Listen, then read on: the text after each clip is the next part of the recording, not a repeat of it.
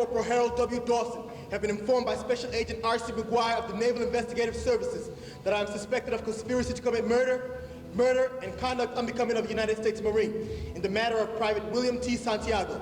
I have been advised to remain silent and not to make a statement at all. Any statement I do make can be used against me in a trial by court-martial or other judicial or administrative proceeding. I have the right to consult with a lawyer prior to further questioning. I am presently assigned at Rifle Security Company Windward, 2nd Platoon Delta, Nav Base, Guantanamo Bay, Cuba. I am a PFC in the United States Marine Corps, assigned to Marine Rifle Security Company Windward, 2nd Platoon Delta. I will have been in the Marines 10 months as of August. I entered the barracks room of Private Santiago on the evening of 7 July at or about 23:50. I was accompanied by PFC Loudon Downey. I was accompanied by my squad leader, Lance Corporal Harold W. Dawson of the United States Marine Corps.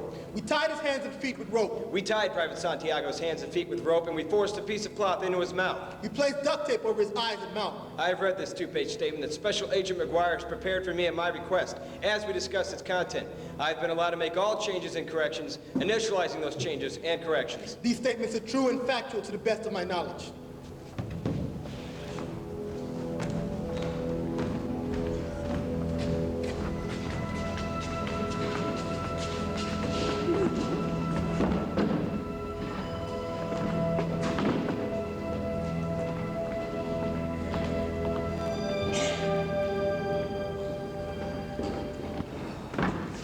Danny, you know what I just saw? Sam, I'm late. There's a lady from Captain Bronski's office walking around the hall. Is she stealing things? No. Then what's the problem? Danny, ordinarily when the office of the Judge Advocate General sends a lawyer around to talk to the lawyers, it means someone screwed up. Have you done anything wrong? No. You sure? Yeah, I think so. I don't know, I've been tired lately. Look, do me a favor, would you? Yeah. If she mentions anything about DeMattis, you know, the engineer, my guy who was caught littering in the Admiral's tulip garden, cover me. Sure. Yeah? I have no idea what you're talking about, but sure, no problem. Danny! Sam, I'm late for a plea bargain. I'm representing an ensign who bought and smoked $10 worth of oregano. He thought it was dope. What's his defense? His defense? His defense is, I'm a schmuck. Actually, I smoked some of the stuff. It's not that bad. You're not concerned then? Please, what's he going to be charged with? Possession of a condiment? Danny, I'm talking about the lady from T-Jag. Sam, my softball team's playing Bethesda Medical tomorrow. I can't be concerned with anything right now. See you at lunch. Yeah, all right. Yeah, send her in. Shit. I'm Lieutenant Commander Joanne Galloway, sir. Isaac Whitaker, come on in. Thank you, Captain. I appreciate you seeing me on such short notice. Bronsky said it was important. Something about you reopening a case. Yes, sir. He speaks very highly of you, sir. Bullshit. Yes, sir. I've seen you around here before, haven't I? You work across the yard at Appellate. My desk is at Appellate, but actually I work directly for the Office of the Judge Advocate General as a special investigator in internal affairs. That's where I know you from. Your footprint's been tattooed to my behind any number of times. Well, I don't know that I'd put it quite that way. You're the one who recycled those 14 B misdemeanors last winter? Yes, I believe that was me. 14 B misdemeanors. Drunk and disorderly, we had them closed. The blue copies of the charge sheet were filed to division with the IC1. Who gives a damn? There are rules, sir. I'm sure you understand. You had these guys in here on Christmas Day, writing out charge sheets in longhand. Christmas Day, Commander. It was in the interest of justice, sir. Can I ask you a question? Of course, Captain. Are you here to bust anyone's ass? Absolutely not, sir. No, not at all. Only if necessary. Fine, then. What can I do for you? I'd like to request a favor. Good luck. 2 prisoners are being held in Guantanamo Bay, Cuba. They pleaded to murder 2, conspiracy to commit, and conduct unbecoming. I petition JAG to deny the guilty pleas. What's wrong? Did somebody misspell conspiracy? No, sir. They confessed to murder at 3 in the morning at a 19-minute hearing without counsel. It's my sense that there's much more to this than what's written in the division report. Which brings me to my request. Yes. It's not a request so much as a recommendation. Yes. I think the attorney assigned to the case should have a certain energy, a real go-getter. Someone who possesses not only the legal skill, but a familiarity with the inner workings of the military and a singular passion for justice. In short, Captain, If I may be so bold, I'd like to suggest myself. Imagine my surprise. I brought a letter of recommendation from Captain Bronstein. You're a special investigator. You work for TJAG. Why do you want to get mixed up in grunt work again? Oh, I don't consider it grunt work, sir. It's going to be a 10-minute plea bargain and a week's worth of paperwork. I would look forward to it with relish, sir. Do you always talk like this? I'm anxious to make a good impression. Relax. Yes, sir. So, you'd like to take on trial work again? On with a vengeance, sir. How many cases did you handle when you were with the department? Altogether, Yes. 6. And how'd you do? From what perspective? Your clients. Not well. Ah. Those cases were lost on their merits, sir. I'm sorry, Isaac. This just came for you. Thanks. This is Lieutenant Commander Galloway. Really? How do you do? Really enjoyed last Christmas. That will be all. So what do you say?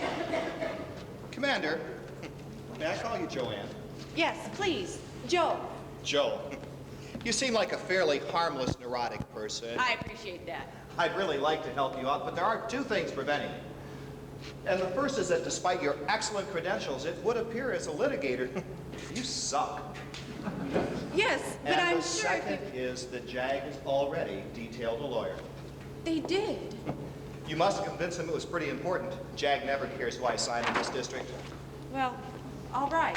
Tough break. It was nice talking to you. See you around. Captain, Isaac. Isaac, would you mind if I met with the attorney just for a few minutes? We're having a staff meeting at 3 o'clock. I'll be giving out the assignments then. Excellent, thank you. And try not to make anybody nervous. Yes, sir. 3 o'clock, conference room 4. Thank you, Isaac. Oh, Isaac, Joe, what's the name of the attorney? Daniel Caffey. Officer Detective. They're giving you an attorney. They're going to send you up to Washington and give you an attorney who's going to ask you a bunch of questions. I want you boys to remember something about these attorneys. They don't care about anything. They don't care about honor. They don't care about loyalty. They don't care about the United States Marine Corps. They don't even care about you. They're clowns.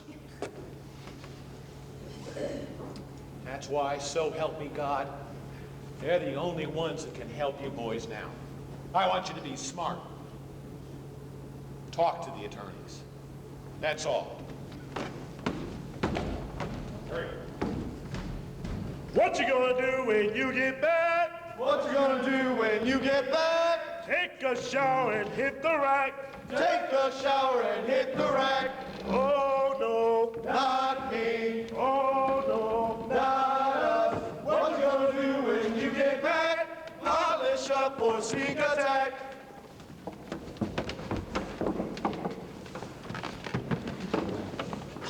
I suggest you take the OTH.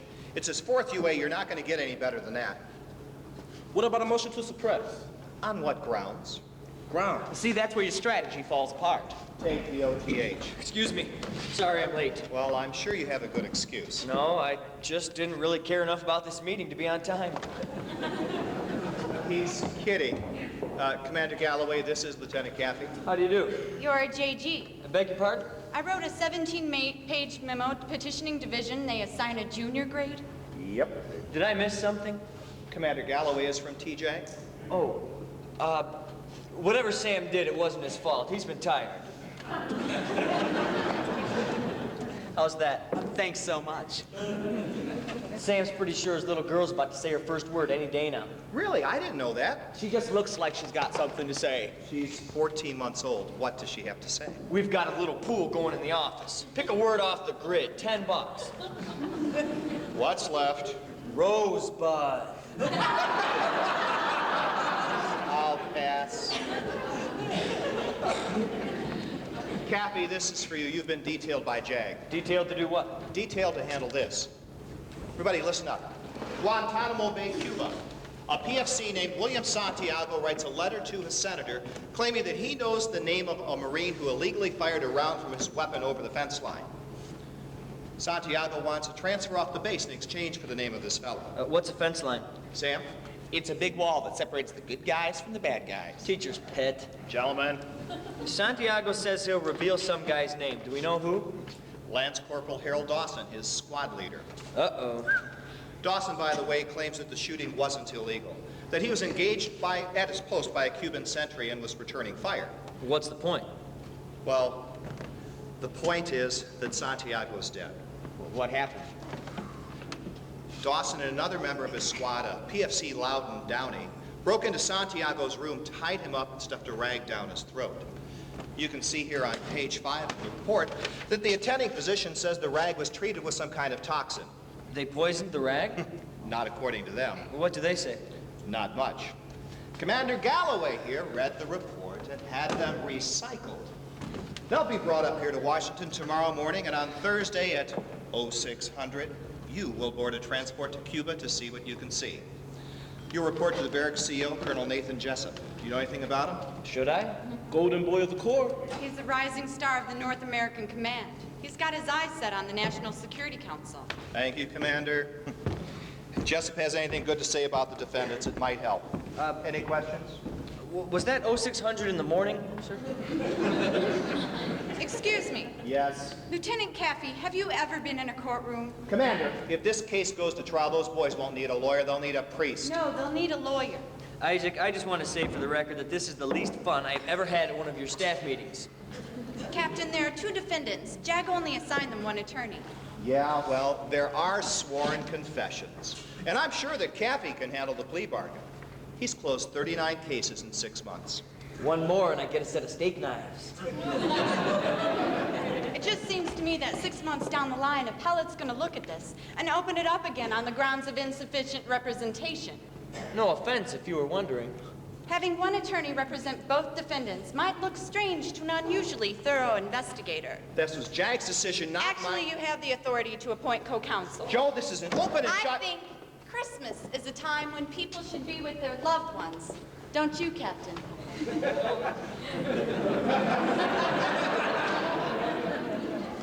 Sam, Me? work with Caffey on this.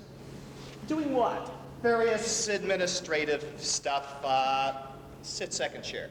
In other words, I have no responsibility whatsoever? Right. My kind of case? Hey, this is important. The 2 of you listen up. There are, Actually, there are 12 letters. He put in for transfer 6 times in 8 months. Nobody was listening. This last letter was just a last-ditch effort. Thank you, Commander. Do we have the letters? Yes. Am I right in assuming they don't paint a flattering picture of Marine Corps life in Guantanamo Bay? Right. Am I also right in assuming that if the letters, as well as the assault, were kept as quiet as possible, the government might feel predisposed to offer a degree of leniency to the defendants? Right again. Steak Knife City. Look, the 2 of you don't get cute down there. The Marines in Guantanamo are fanatical About what? about being Marines. Moving on.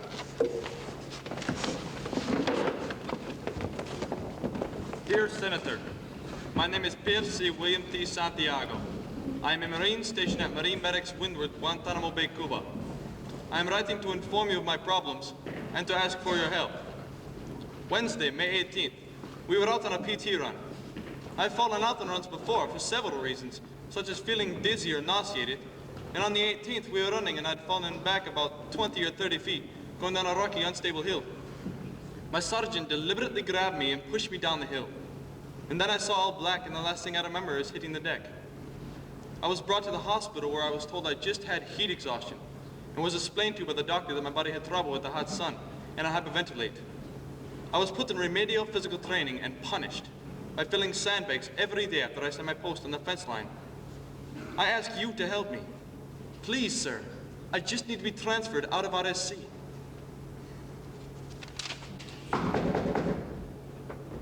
Sir, Colonel Marcus and Lieutenant Kendrick are here to see you, sir. Thank you.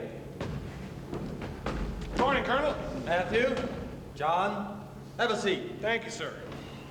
Gunball, No, thank you. John, gunball, Thank you, no, sir. 1,000 hours. It's already hot enough out there to melt the brass right off your collar. I had some Navy guy in here telling me that we're lucky. After all, it's dry heat. Dry heat. It's 107 degrees outside. How am I supposed to feel about that?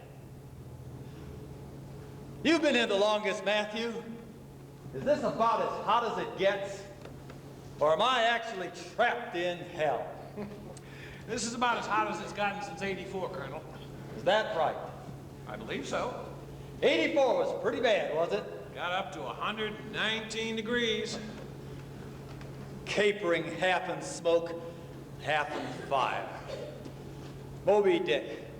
John, when I quote Melville, you don't have to nod your head up and down like you know what I'm talking about. Yes, sir. I'm not going to regard you as less of a man because you're not well read. I appreciate that, sir. I mean that. Thank you, sir. Sure you won't have a gumball. Thank you, sir. 119 Fahrenheit. Yes, sir. I bet you had Marines passing out right and left. Not really. The men were all right. Nobody passed out or got dizzy? No dehydration? Not that I recall. Impressive. Yes, sir. You know why those Marines didn't pass out in '84, Jonathan, even though it was 119 degrees by Colonel Markinson's reckoning? You know why they stayed on the job? Why, sir? Because that's what they're, by God, trained to do. Yes, sir. Now, who the fuck is PFC William T. Santiago?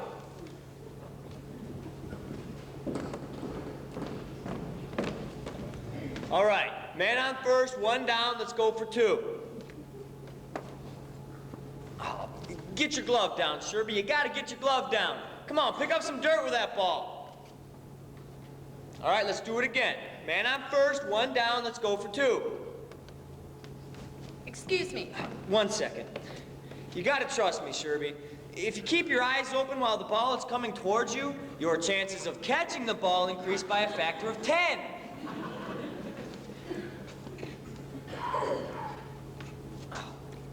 You want to suit up? We need all the help we can get. No, thank you. I can't throw or catch things. Oh, that's too I bad. wanted to talk to you about Corporal Dawson and PFC Downey. Those names sound like they should mean something to me, but it's just not clicking in. Harold Dawson and Loudon Downey. You know, if you could just give me one more hint. Dawson, Downey, your clients? The Cuba thing, right. Yes, I was, I don't know for a second there, but Lance Corporal Dawson And PFC Downey. Right. I'm sorry, I've forgotten your name. I'm Lieutenant Commander Joanne Galloway. I've done something wrong, haven't I? Yes. I was wondering why two guys have been in jail since this morning while their lawyer is outside hitting a ball. We need the practice. That wasn't funny. It was a little funny. Have you read the IC one? You mean like actually read it? No, I mean, have you read it in the abstract? No, it's on my desk, very close to the top of the pile. Lieutenant, would you feel very insulted if I recommended to your supervisor that he assign different counsel? Why? I'm not sure how to say this without possibly hurting your feelings, but I don't think you're fit to handle this defense. You don't even know me. Normally it takes somebody hours to discover I'm not fit to handle a defense. Oh, come on, that was damn funny. I do know you. I know that you went to Harvard Law on a Navy scholarship. And I know that you're probably just treading water for the 3 years you've got to serve. Just kind of laying low till you can get out and get a real job. And that's fine. And I won't tell anyone. But it's my feeling that if this case is handled in the same fast food, slick-ass Persian bazaar manner in which you seem to handle everything else, something's gonna get missed. And I wouldn't be doing my duty if I allowed Dawson and Downey to spend more hours in jail than necessary because their attorney had predetermined the path of least resistance. Wow. I'm sexually aroused, Commander. I'm not kidding. I don't think your clients murdered anybody. Oh, well, we'll just have to take their word for it. I mean, I don't think there was any intent. What are you basing this on? Instinct. Instinct? The doctor's report says Santiago died of asphyxiation brought on by acute lactic acidosis. And the nature of that acidosis strongly suggests poisoning. I don't know what any of that means, but it sounds pretty bad. The doctor's wrong. Oh, what a relief. was afraid we wouldn't be able to use the liar, liar, pants on fire defense. Good one. That was funny. Thank you. Look, rest assured I am completely on top of the situation with Dawson and Donnelly. Downey. Right. Right. I'll speak to your supervisor. I understand. You go straight up Pennsylvania Avenue. It's a big white house with the pillars in front. Thanks. I don't think you have much luck, though. Why not? I was detailed by Jag, remember? Somebody over there is under the impression that I'm a pretty good lawyer. So while I appreciate your interest and admire your enthusiasm, I think I can cover things myself at this point. Do you know what a code red is? I'm appalled, sir. No? What a pity. You're appalled. Yes, sir. That's pretty strong language, Matthew. I mean, cool down before you work yourself into a lattice. You're appalled. Santiago breaks the chain of command, reports to a civilian organization, tells tales on another Marine, another member of his unit, another member of his squad. For Christ's sake, what the hell's going on over at Windward, Matthew? Colonel, I think it would be more appropriate if we had this conversation in private. Are you suggesting the fault lies with Lieutenant Kendrick? Company Commander Windward is one of the most stressful positions in this hemisphere. No one knows that better than I do. Lieutenant Kendrick doesn't have half the experience needed to command that wall. I certainly beg your pardon, Colonel, but I will not take the blame for Private Santiago. Oh, well, I'm not talking about Private Santiago. I'm talking about Private Barnes, Corporal McNally, Corporal Eastman, and Gunnery Sergeant Hughes. You're doing something wrong, Lieutenant. My methods of leadership are what brought me to this base. Don't interrupt me. I'm still your superior officer. And I'm yours, Matthew. Colonel, I've said it before, and I'll say it again. Transfer Lieutenant Kendrick to the leeward side of the base, where there's an ocean between our enemy and the perimeter. Let him cut his teeth there. And for Christ's sake, transfer Santiago off the base before he gets his butt kicked. Transfer Santiago. Yes, sir, right away. Yeah, I suppose you're right. Suppose that's the thing to do. Wait, I've got a better idea. Let's transfer the whole squad off the base. We better do that. Let's, on second thought, Windward. Let's transfer the whole Windward division off the base. John, go on out there and tell those boys to get down off the fence. They're packing their bags. Tom? Yes, sir. Get the president on the phone. We're surrendering our position in Cuba. Yes. Wait a minute. Don't call the president. Maybe that's the wrong thing to do. Maybe we should think about this thing for a second. Maybe instead of surrendering the fight because a Marine made a mistake, maybe we should train Santiago. What do you think? I'm just spitballing. But maybe we as officers have a responsibility to this country to see that those charged with its security are trained professionals. Maybe we have that responsibility to other members of the Corps. Yes, I'm certain I once read something like that. See? And now I'm trying to think about how I'd feel if some Marine got hurt or killed because a PFC in my command didn't know what the hell he was doing. And I'm trying to think about how the other members of his unit might feel, putting their lives in the hands of a man they can't count on. And this brief meditation has brought me around to thinking that your suggestion of transferring Santiago off the base, while expeditious and certainly painless, might not be, in a manner of speaking, the American way. Kendrick stays at Windward. Santiago stays on the wall. Colonel, with all due respect, that's a mistake. This Santiago incident is not going away on its own. Tom, thank you. Matthew, I do believe I will have that word with you alone for just a moment. Jonathan, you're dismissed. Why don't you and I have dinner at the Oak Club? 1930? I'd be delighted, sir. Thank you. That's all. Matthew, sit, please. Thank you, sir. What do you think of Kendrick? He's a good man. I think he's kind of a weasel myself. Yes, sir. But he's an awfully good officer, and in the end, we see eye to eye on the most efficient way to run a Marine Corps unit. We're in the business of saving lives, Matthew, and with every degree we allow ourselves to move off the mark of perfection, more people die. That's a responsibility that I take pretty seriously. Because I absolutely believe that simply taking a Marine who is not yet up to the job and packing him off to another assignment is the same as sending a kid into the jungle with a weapon that misfires. Sit down.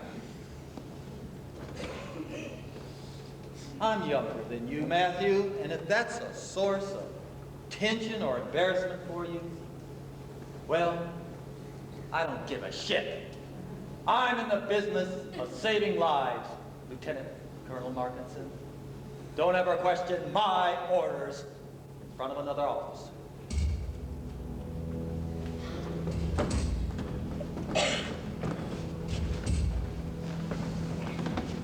Officer on deck, 10 hook! Hi. Sir, Lance Corporal Harold W. Dawson, sir. Someone hasn't been working and playing well with others, Harold. Yes, sir. Sir, Private First Class Loudon Downey, sir. I'm Daniel Caffey. I'm your attorney. This is Sam Weinberg. He's from the A.C. Nielsen Company. He's going to be talking to you about viewer preferences in the Caribbean Command. You can sit down.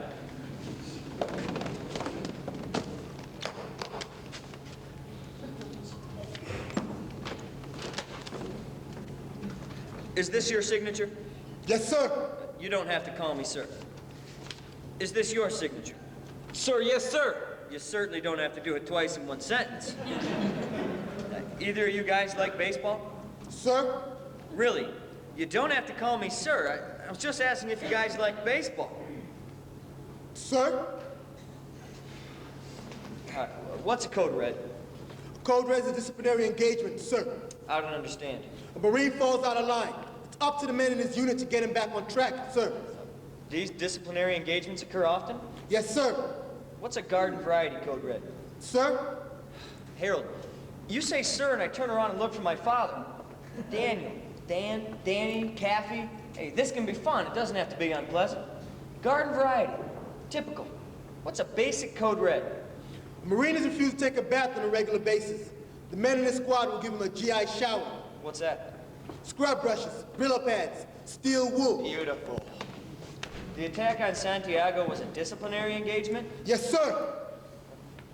Do you ever talk? Lieutenant, Private Downey will answer any direct questions you ask him, sir. Private, do you know why you're here? Sir, this is where the guard told me to sit, sir. Do you know where you are?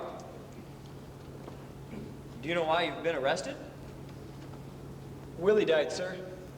Why? Sir. Was it an accident or did you mean to do it? Sir, Why did you want to hurt Santiago? It was a code red, sir. Swell.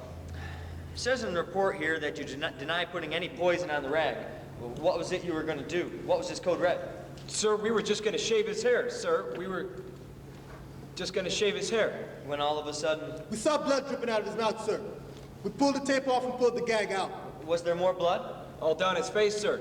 And then Corporal Dawson called the ambulance. Did anyone see you call the ambulance? No, sir. Were you there when the ambulance arrived? Yes, sir. That's when we're taken under arrest, sir. I'm going to tell you guys about something called attorney-client privilege. It means that you can tell us anything you want to in here, and we can't repeat it without your permission. It's against the law. We took an oath. You took the oath, didn't you, Sam? Yeah. Sam took the oath. My fingers were crossed. Sam. I took the oath. So you can tell us. I need you to tell us, Harold. Did you assault Santiago with the intent of killing him? No, sir. What was your intent? To give Private Santiago a code red, sir. Why? To train him, sir. To train him to do what? Train him to think of his unit before himself, sir. Train him to respect the code. What's the code? Unit, corps, God, country. I beg your pardon. Unit, corps, God, country. That's what you're supposed to fight for? Sam, what's it matter what they're supposed to fight for? Never mind. Unit, corps, God, country, sir. That's our code. Right. All right, we'll be back. Is there anything you guys need? Books, paper, cigarettes, ham sandwich? Sir, I've got some Batmans and Spider-Mans sitting in my footlocker, and someone will dog them for sure if they're not secured, sir. Harold? No, thank you, sir. Sir, I don't need those comic books. You can have them if you'd like. Harold, There's a concept I think you better start warming up to. Sir? I'm the only friend you've got.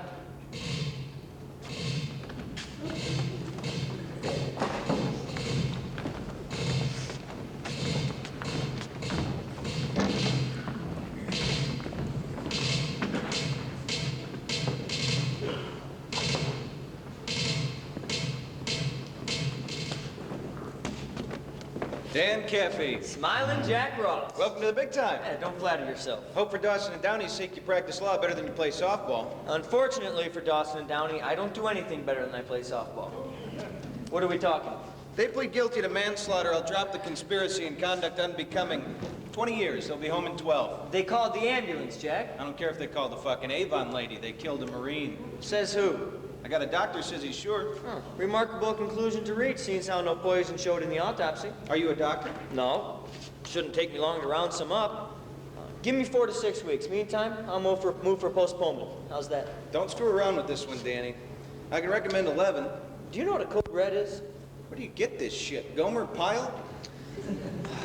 Marine steps out of line, hair's too long, room's messy, breaks the chain of command and informs on another Marine. Guess it's up to the men in his unit to give him a little punishment. Involuntary. They won't do more than 10. They kick him around, shove him in the shower, scrub him down with steel wool. They shave his head. Can't go lower than involuntary. Tell me, from a public relations standpoint, what's the worst thing about this case? That these code reds go on all the time and nobody ever reports them, or that it was a Puerto Rican that got killed? Involuntary, 8 to 10. 7, parole in 28 months. That's out of the question. Extra, extra, read all about it. You're not intimidating me, pal of mine. No? I thought it was working. You want 7 years? No, I need more on a code red. I'm going down to Cuba tomorrow. I'm going to bring back a statement from this Jessup guy that's going to tell you all you ever wanted to know about the subject. When I do, I'd like you to recommend the 7 years. In exchange, I'll plead guilty to aggravated assault and use what influence I have to convince my clients not to sell the movie rights. Did I say something funny? We'll talk when you get back. Jack, do we have a deal? Work for it. Jack, do we have a deal? You don't know it yet, Danny, but you're going to school tomorrow.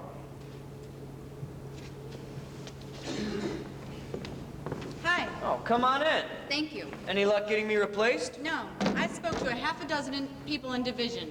Is there anyone in this command that you don't either drink or play softball with?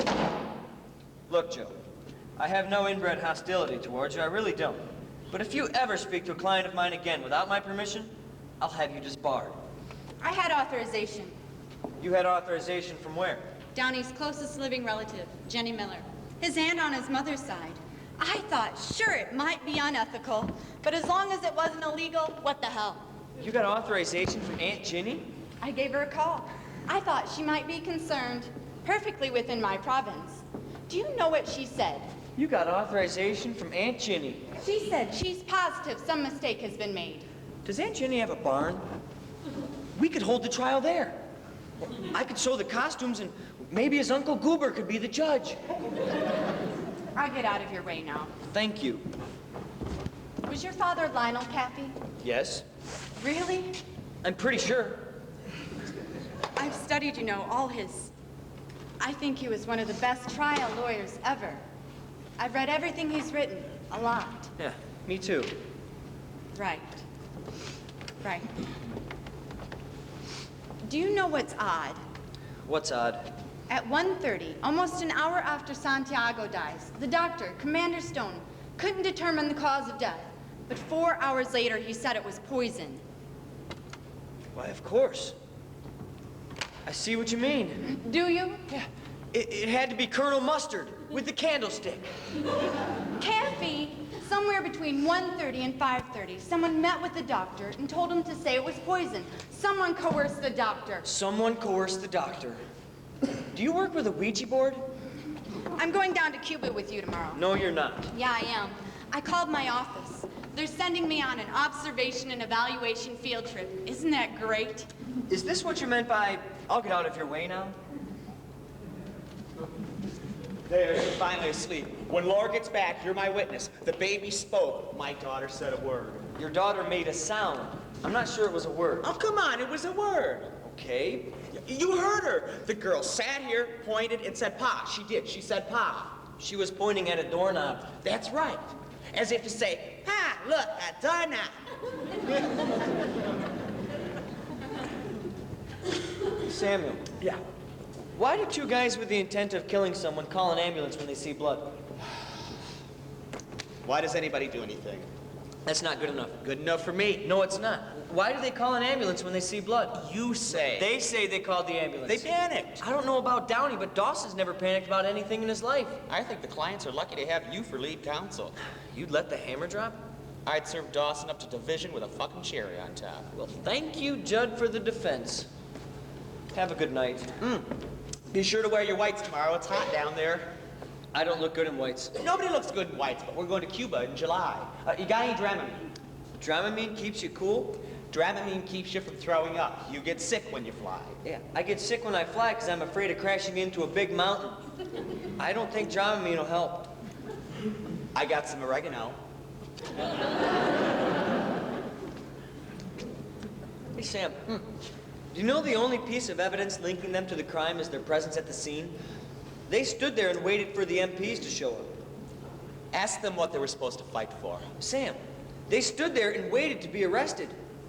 Of course. These two people have a fierce sense of commitment. Mama and Daddy were laid in bed. Mama and Daddy were laid in bed.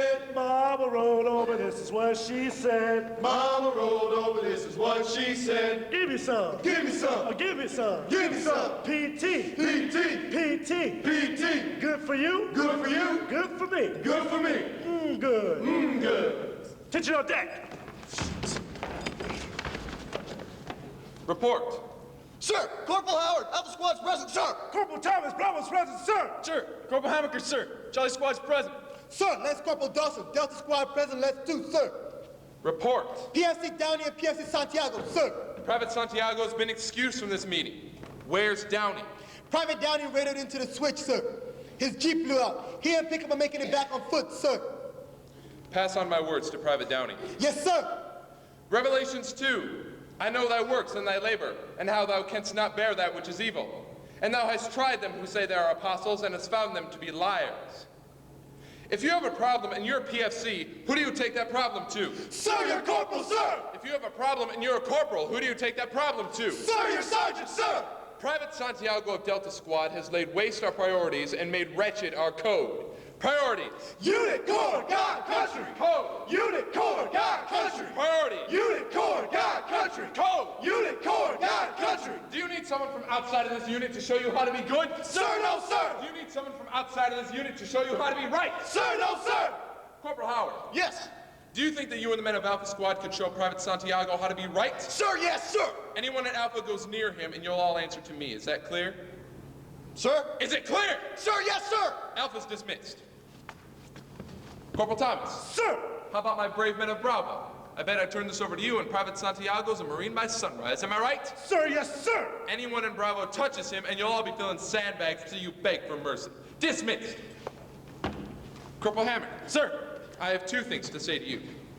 First, that I believe you and the men of Charlie are outstanding Marines, and that your influence over the private in this situation would be invaluable. Second, that the United States government maintains a military installation in the Arctic Circle, and you and the men of Charlie will find yourselves scraping icicles off the igloos if you even look funny at the private. Is that understood? Yes, sir. No code reds. Is that clear? Sir, yes, sir. No code reds. Is that clear? Sir, yes, sir. No code reds. Is that clear? Sir, yes, sir. Dismissed. Lance Corporal Dawson. Sir! Shut up! Somebody help me, please! Ellie, shut up! Please! Listen to me, Private. Come on. This is my job. It's my responsibility. I have to train you to be right. You're a Marine and you have honor. Hurry up. You can't make mistakes. You don't make mistakes. Oh, God. Not while you're in my squad. The Corps helps those who help themselves. You're lucky it's us, Willie. It could have been worse, man. It could have been someone else.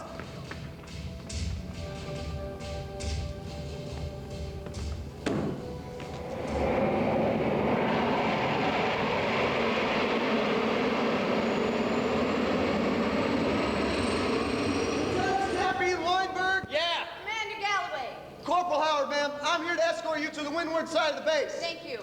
I've got some camouflage jackets in the Jeep, sirs. I have to ask you both to put them on. Camouflage jackets? Yes, sir, regulations. We'll be riding pretty close to the fence line. The Cubans see an officer in white, they think it's someone they might want to take a shot at. Oh, good call, Sam. The Jeep's right over here, ma'am. We'll just hop on the ferry and be there in no time. We have to take a boat? Well, yes, sir, to get to the other side of the bay. No, Whitaker didn't say anything about a boat. Is there a problem, sir? No, no problem. I'm just not crazy about boats, that's all. Jesus Christ, Kathy, you're in the Navy for crying out loud.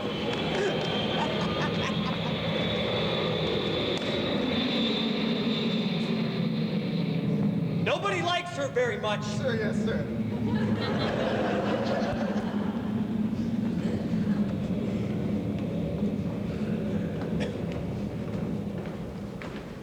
Nathan Jessup. Daniel Caffey. This is Commander Joe Galloway. She's observing and evaluating. How do you do? Pleased to meet you, Commander. Please, sit down. This is Sam Weinberg. He has no responsibilities here whatsoever.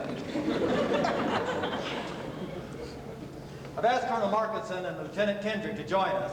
Matthew is my executive officer. Jonathan is company commander for the windward side.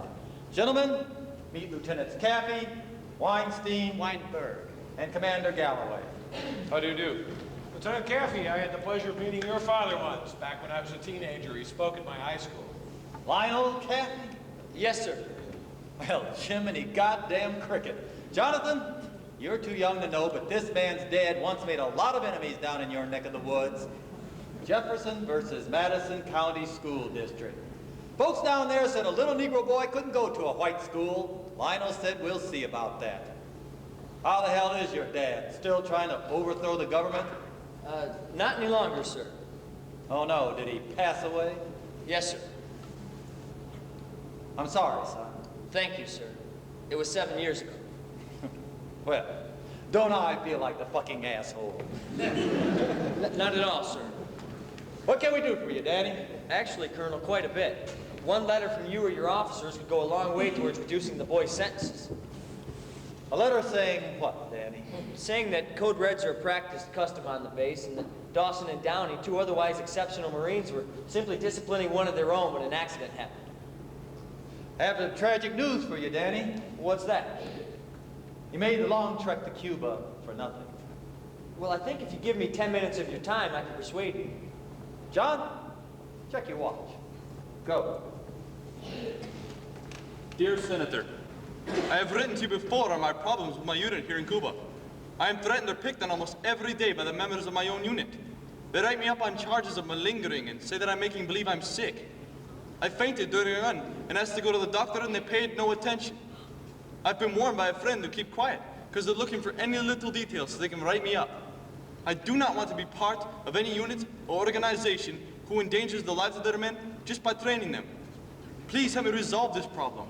What if I could call you, sir? I could explain it a lot better. Danny, this was no code red. Well, that's really a matter of... No, Danny, I'm sorry. I really am. Lieutenant Kendrick told the men specifically not to give Santiago a code red. When was this? 1600 hours, 7 July.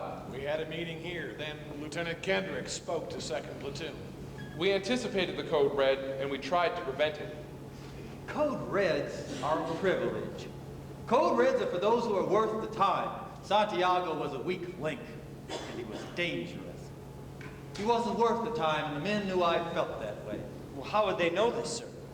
Because as soon as I saw the letter, I ordered his immediate transfer off the base. Santiago was about to be transferred? At 0200 that morning, 2 hours too late as it turned out, because at midnight, your client stuck a rag soaked with antifreeze down his throat. Sir, the boys say there was no poison on the rag. Joanne. The doctor says there was. Do you have a copy of the transfer order? Right here. Could I hold on to that? Now what's that supposed to mean? I'm sorry? How am I supposed to feel about that? Oh, jeez. I didn't mean to imply that any... Of course you did. No, sir. It's just a matter of collecting... I was feeling very friendly toward you and your team of lawyers when mistrust reared its ugly head. Mistrust is the farthest thing from my mind. Of course you can have a copy of the order. I'm here to help any way I can. Thank you, sir. You believe that, don't you? That I'm here to help any way I can? Of course. I have 3 copies of that order, and I'd be more than happy to let you have one. It's just that... But you have to ask me nicely. I beg your pardon? You have to ask me. Sir, may I please have a What copy? the hell kind of garbanzo nonsense is this? Joe. We don't work for you, Colonel. We're investigating a crime. We are not investigating a crime. Joanne, you seem a trifle perturbed. How about a gumball? No, thank you, sir. I was wondering if I could ask you a question, though. No. Between 1:30 and 5:30 on the morning of the 8th, did you meet with Dr. Stone? The Colonel does not need to answer that question. Of course he does. No, he really doesn't. Yeah, he really does. Colonel? You know, it just sunk in. She outranks him. She outranks you. Yes, sir. I want to tell you something, and listen up, because I mean this. You're the luckiest man in the world. There is, believe me, gentlemen, nothing sexier on earth than a woman you have to salute in the morning. Promote them all, I say, because this is true. If you've never had a superior officer on her knees, then you are letting the best of life just pass you by. Did you consult with the doctor that night? Back off, Commander. You see, my problem is, of course, that I'm a colonel. I'll have to keep taking cold showers till they elect some gal president. I need an answer to my question. You'll get an answer. I need it now, sir. Take caution in your tone, Commander. I'm a fair guy, but this heat is making me absolutely crazy. Yes, of course I had a meeting with the doctor. One of my men was dead. Thank you, sir. Hey, listen. We'll get out of your hair now. All I need is a piece of paper that says Santiago died during an accident that happened due to a code red. Lieutenant Caffey, I believe in God and in his son, Jesus Christ. And because I do, I can say this.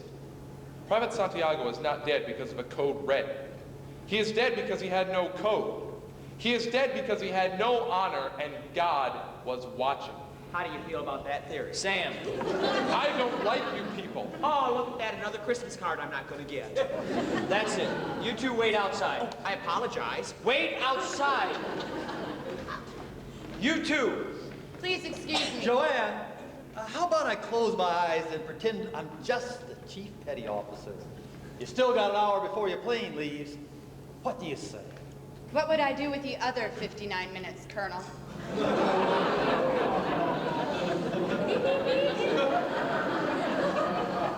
Colonel, however you may feel about the value of these code reds or the intent of my clients on the night of the 7th, the fact is none of it looks very good to the outside world. Now, I can't detain you or charge you with a crime, but on a slow news day, I can sure as hell piss on your National Security Council seat. So what I'm saying is this. Why don't you let me be your attorney? I'll draft up a statement and I'll make sure you're safe. Meanwhile, my guys get a break and everybody's happy. Danny? Yes, sir? Did I just hear you threaten me? I was laying out a possible option, sir. I don't think so. I think I heard you threatening me. I think you thought you were going to walk in here, flash a badge, and that was going to mean something.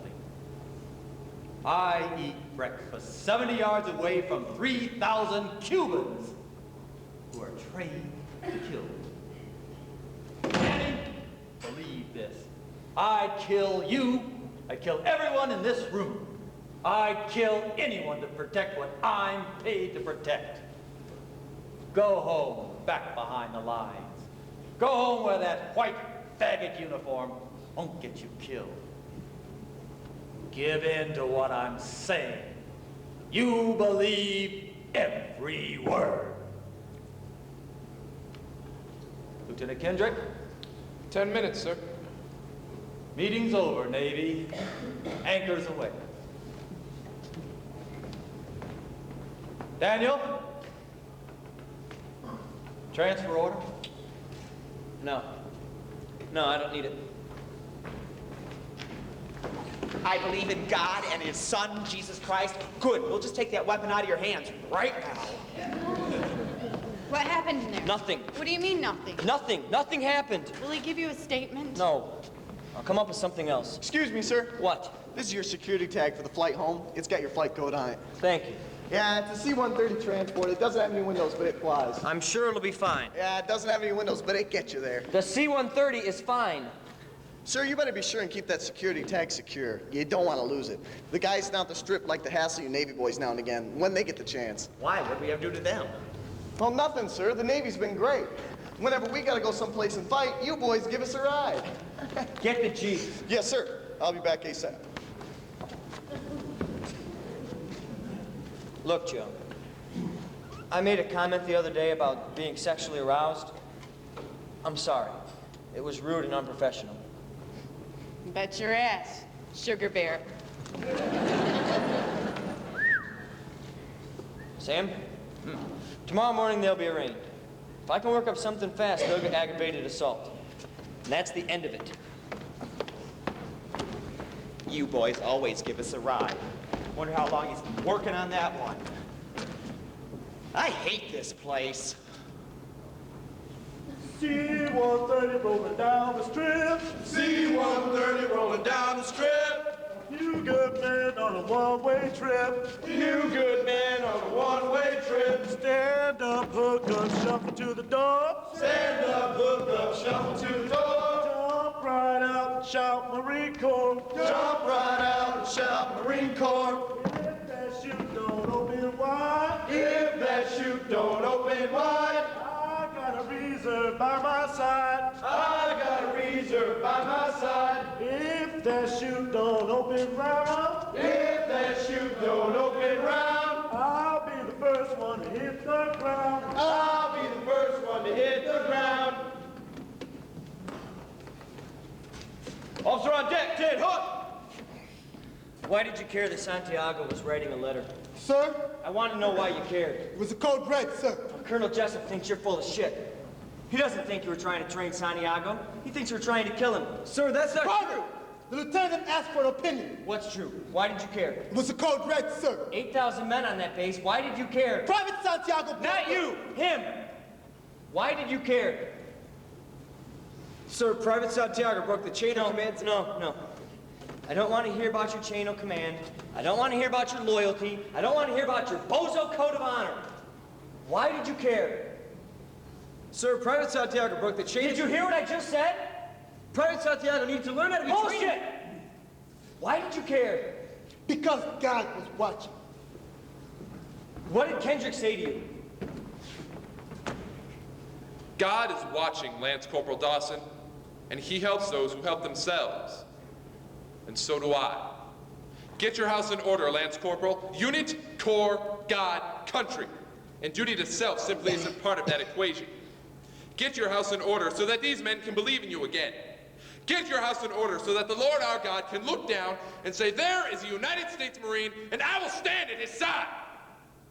Get your house in order and don't let anyone ever tell you we're not at war.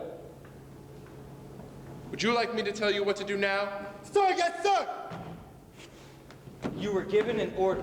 Yes, sir. Lieutenant Kendrick gave you an order to give Private Santiago a code red. Yes, sir. Do you mind telling me why the hell you never mentioned this before?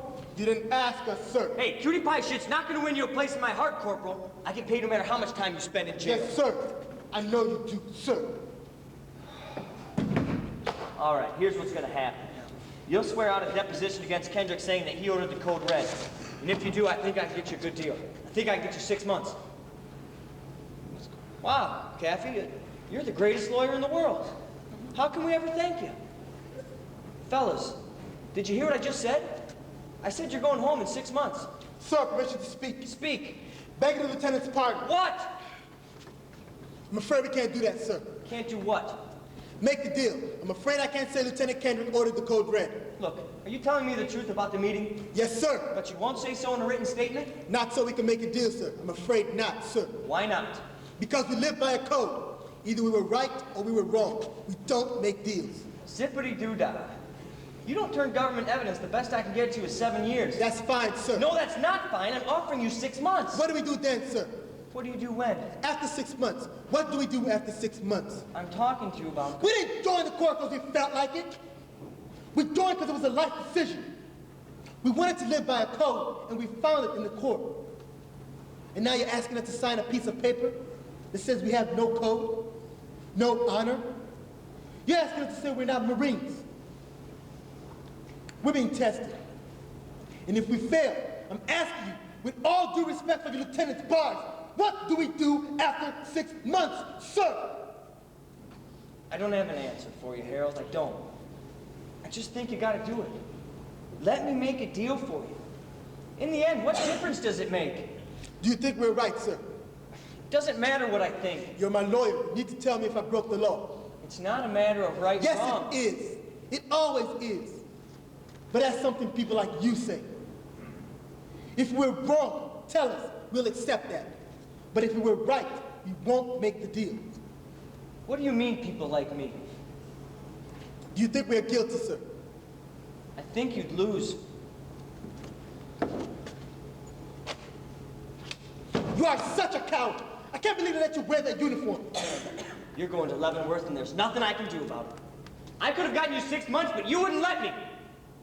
MP! What happened to saluting an officer when he leaves the room?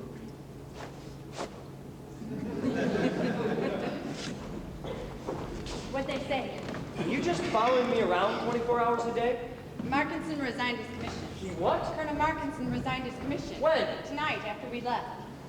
I'll get something from him tomorrow. I already tried. I couldn't find him. What'd they say? This really comes under the heading of none of your business. I'm Loudon Downey's attorney, Aunt Jenny. She feels like she's known me for years. She said she'd feel very comfortable if I were directly involved in the case. Loudon signed the papers an hour ago. I'd appreciate it, by the way, if you didn't speak to my client without my permission. But since you did, what'd they say? You make me nervous, Joanne. I'm involved in a situation right now in which the stakes couldn't be higher. I can't take time out to give tutorials and criminal procedures all the time with a gut feeling. That was a nice speech. What'd they say? Kendrick gave him an order. What do we do now? Find Jack Ross. Talk to the guys in the platoon. I don't need to. Alpha, Bravo, Charlie, they all say the same thing. Kendrick specifically said not to touch Santiago. They weren't there. He dismissed the platoon. You talked to Kendrick. I already talked to Kendrick. He denies everything. You talked to Kendrick? Why did you think there was anything to deny? Joe, I had a suspicion. You had a suspicion? It's not important now. You had a suspicion and you chose not to share it with anyone? It was just a suspicion. You're in violation of about 14 articles of the Code of Ethics. This is Joanne Galloway. She's very pleased to meet you. Ebenezer Galloway? She's Loudon Downey's attorney. And you're about 30 seconds away from a felony evidence tampering charge. You want to charge me with something? How long were you going to keep this quiet? This is another one of those situations. No. You ask him how he's getting his information 12, 24/7. You want to charge me with something, lady? Please, I'm begging you, charge me with something. Hey, in the interest of justice, let's everybody take a deep knee bend.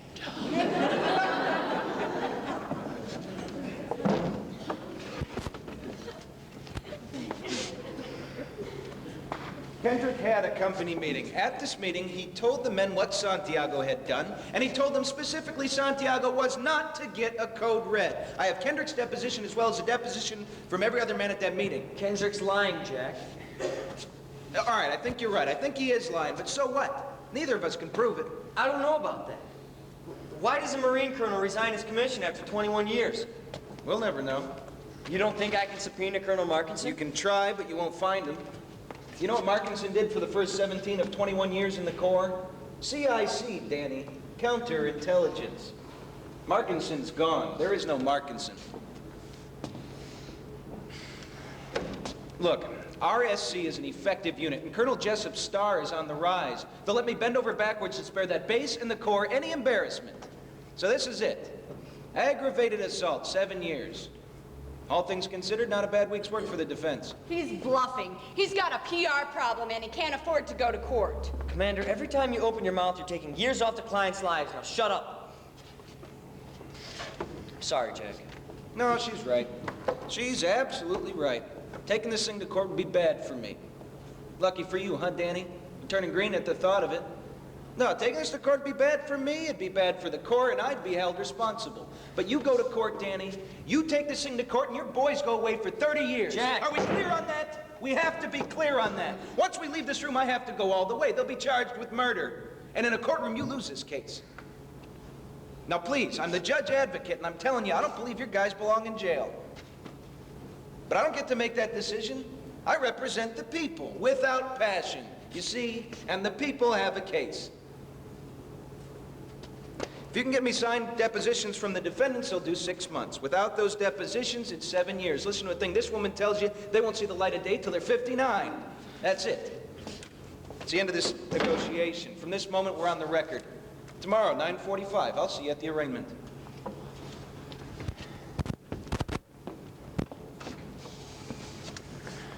Can I speak now?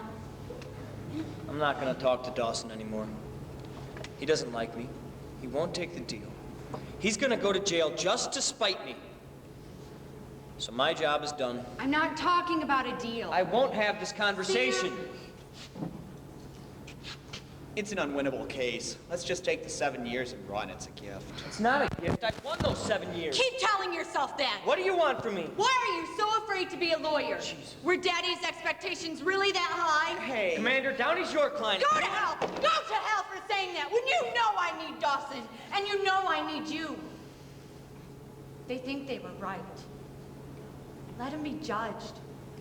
Don't make the deal, make the argument. Let him be judged by a jury in a courtroom. Tell Dawson you want to plead not guilty. Tell Dawson you want to make his argument for him. An argument that didn't work for Callie at My Lai, and an argument that didn't work for the Nazis at Nuremberg. For Christ's sake, Sam, do you think that's the same as 2 teenage Marines executing a routine order they never thought would result in harm? I don't represent the Nazis. They're not my problem tonight. That's right. So what are you gonna do? Danny. I'm sorry. Ross is right. In a courtroom, we lose this case. That's not the right I can't answer. jeopardize what we have. No, they're right. You know it. I know the law. You know nothing about the law. You're a used car salesman, Daniel. You're an ambulance chaser with rank. You're nothing. Live with that.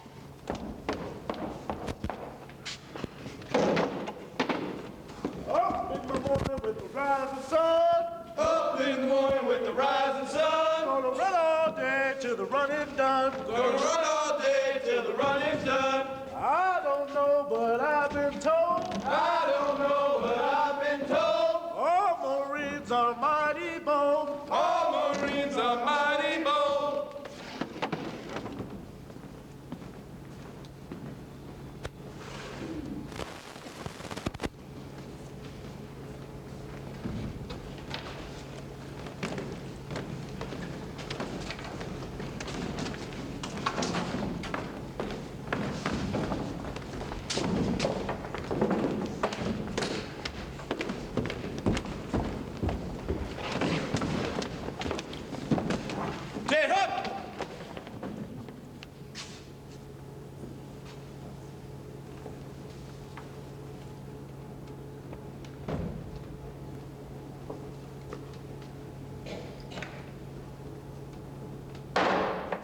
All right, where are we? Docket number 41, 1275 VR5. United States versus Lance Corporal Harold W. Dawson and Private First Class Loudon Downey. Defendants are charged with conspiracy to commit murder, murder in the second degree, and conduct unbecoming a United States Marine. For the defense? Cappy, Lieutenant Junior Grade Daniel Abernathy, United States Navy Reserve, Judge Advocate General Corps, sworn and certified in accordance with Articles 42A and 27B of the Uniform Code of Military Justice. Defense wish to enter a plea. Yeah. They're not guilty. Enter a plea of not guilty for the defendants. We'll adjourn until 1000, 1 week from today, at which time this court will reconvene as a general court-martial. I'll seek counsel in my chambers. Now. Ted Hutt! Dismissed.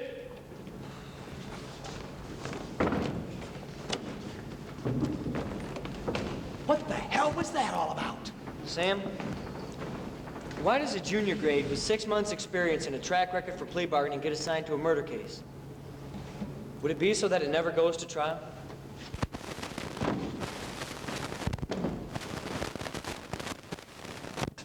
So this is what a courtroom looks like.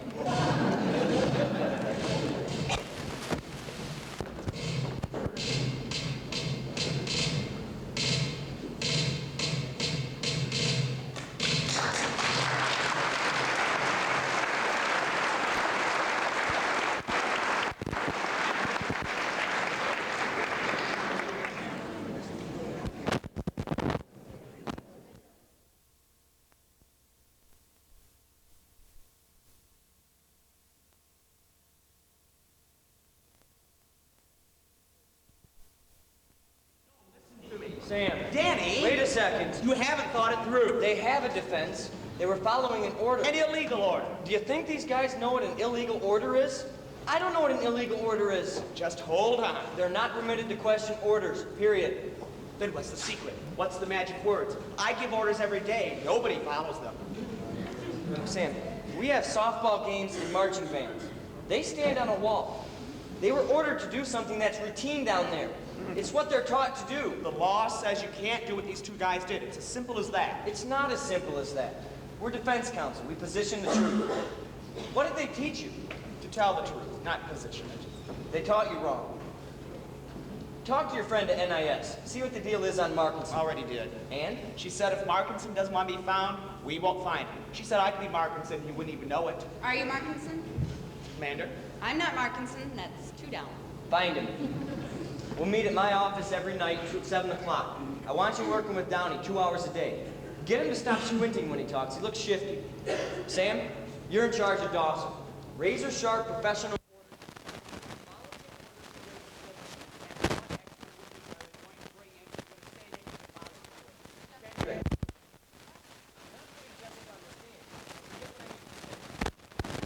On the stand, it gives him a chance to deny the order. Put a colonel. Dawson and Downey can testify to the order. Kendrick will testify they had to follow it. I think that's a mistake. Noted. Thank you. Tonight at 7. All I have in the office is Yoo-Hoo and Sugar Smacks. Bring whatever you like to eat and drink. You're going to be there a while. And don't wear that perfume. It wrecks my concentration. Really? I was talking to Sam.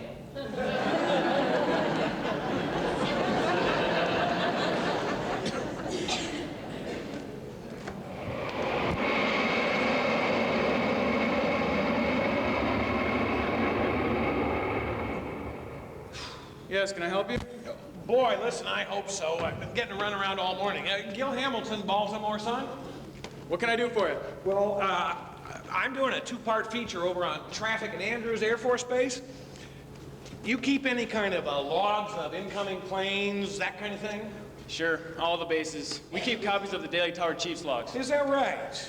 Oh, yeah. They list incoming flights, time of arrivals, passenger manifest. Listen, that's great. I need to get a copy of those Tower Chiefs logs for the night of July 7th and the morning of July 8th. Got it. The only thing is, I need to see a fleet requisition form and a 710 signed by 2 officers over the rank of lieutenant. Oh, hell. I'm sorry. I can't show copies of the logbooks without a fleet requisition form and a 710 signed by two officers over the rank of lieutenant. Look, I understand. Is a duty officer around here anywhere? No, sir. He's at a department meeting. Well, is there anybody else around here that can help me with this? Not for another half hour. Everyone's at lunch. I'm the only one here. Then let's go get us a logbook, son. Lift your head and lift it high. Lift your head and lift it high. Delta's company's passing by. Delta's company's passing by. I don't know, but I've been told. I don't know, but I've been told. All Marines are mighty bold. All Marines are mighty bold. Sound off. 1, 2. Sound off. 3, 4. Sound off. 1, 2, 3, 4. 1, 2, 3, 4. Lieutenant Hut! Sir, name's Corporal Harold W. Dawson, sir. Sir, private guys, I know who you are. You don't have to identify yourself. I just wanted to come by and give you some, I don't know, some words of encouragement or something. Sit up straight. Not very confidence-inspiring, I know, but... It's okay. I mean, I'm not the one who needs confidence. After all, it's not up to me anymore, is it? I mean, you have to accept the consequences too, right? Yeah, but you see, they're not my consequences to accept. That makes it a little bit worse, doesn't it? Sir. Sit up straight. Last chance. Flip you for it. Dead hot! Too late.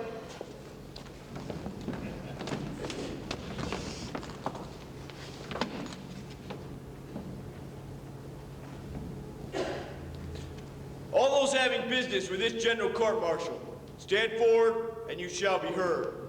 Captain Julius Alexander Randolph is presiding. God save the United States of America. Without objection, the sworn statements of the defendants have been read to the members and entered into the court record. No objection. No objection. Without objection, the sworn statements made by 9 members of Rifle Security Company Windward have been read to the jurors and entered into the court record. No objection. No objection. Is the government prepared to present its case? We are, sir.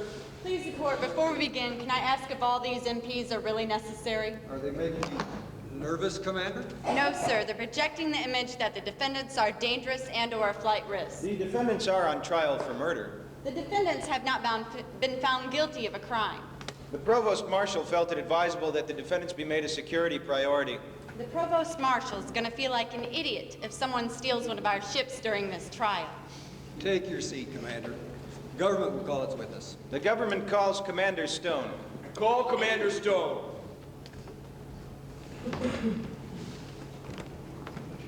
Commander Stone, have you previously been sworn in? Yes, I have. Would you state your full name, rank, and current billet for the record, please, sir? Commander Walter Stone. My current billet is Internal Medicine Specialist, Guantanamo Bay Naval Hospital. Thank you, Commander. You may have a seat.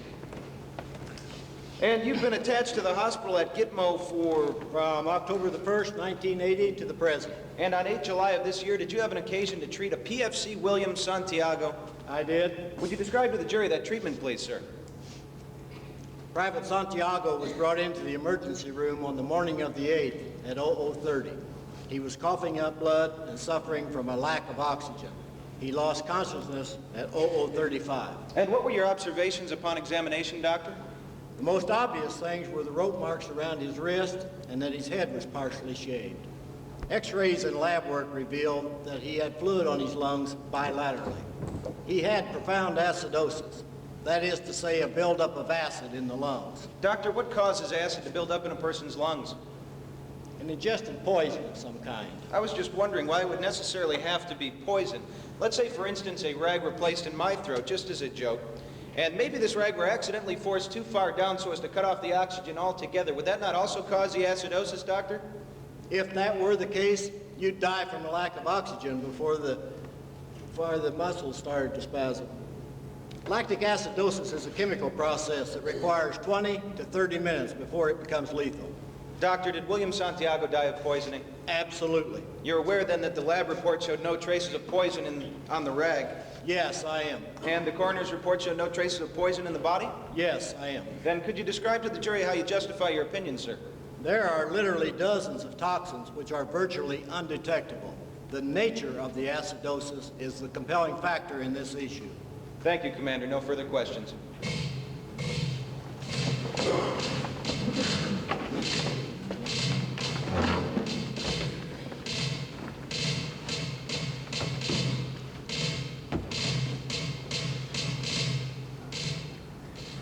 Doctor, other than the rope marks, was there any external damage? Don't call him doctor. Commander, other than the rope marks, was there any external damage? No. No scrapes or cuts? No. No bruises or no... Wait, damn it, why can't I get this? Concentrate. I am concentrating. Not hard enough. I concentrated hard enough to graduate 4th in my class. Where's your merit badge for concentration? Scrapes, cuts, bruises, welts, broken bones, fat lip. Saved by the bell. Hello. Did we order food? Yeah. I can't remember. Delivery. I thought we ordered Chinese food. We ordered Chinese food yesterday. We ordered Chinese food every day. That might be a package for me. I'll go get it. I gotta go stretch my legs a bit. You're having your mail delivered here now? I called division and asked to see the tower chief's log from Guantanamo. What do you want with the tower chief's log? They said the 200 was the first flight off the base that night. I want to see if they're keeping Santiago on the base on purpose. I'm chasing Kendrick. You're chasing shadows. I'm chasing Jessup. Keep Jessup out of this. One day you're going to tell me what went on in his office. Well, it's not Chinese food. Is it for me? I don't know. It says C-130 ma'am. M-A-M. Does that mean anything to anyone? C-130 M-A-M? Lieutenant Commander Joanne Galloway. USN J-A-E-G-C. M-O-U-S-E. How's the baby? I don't know. I haven't seen her awake in 2 weeks. Damn it! What? They sent me the wrong log. The wrong week? No, the wrong damn base. I swear these assholes sent me the Tower Chief's log from Andrews Air Force Base. I asked for Naval Air Station, Guantanamo Bay, Cuba. So naturally, they send me Andrews Air Force Base. Just call them in the morning. They'll send you the right one. I know, it just galls me. It what? It galls me. I don't think I've ever heard anyone of my generation say that before. Back to work. Scrapes, cuts, bruises, welts, broken bones, fat lip. Go Harvard!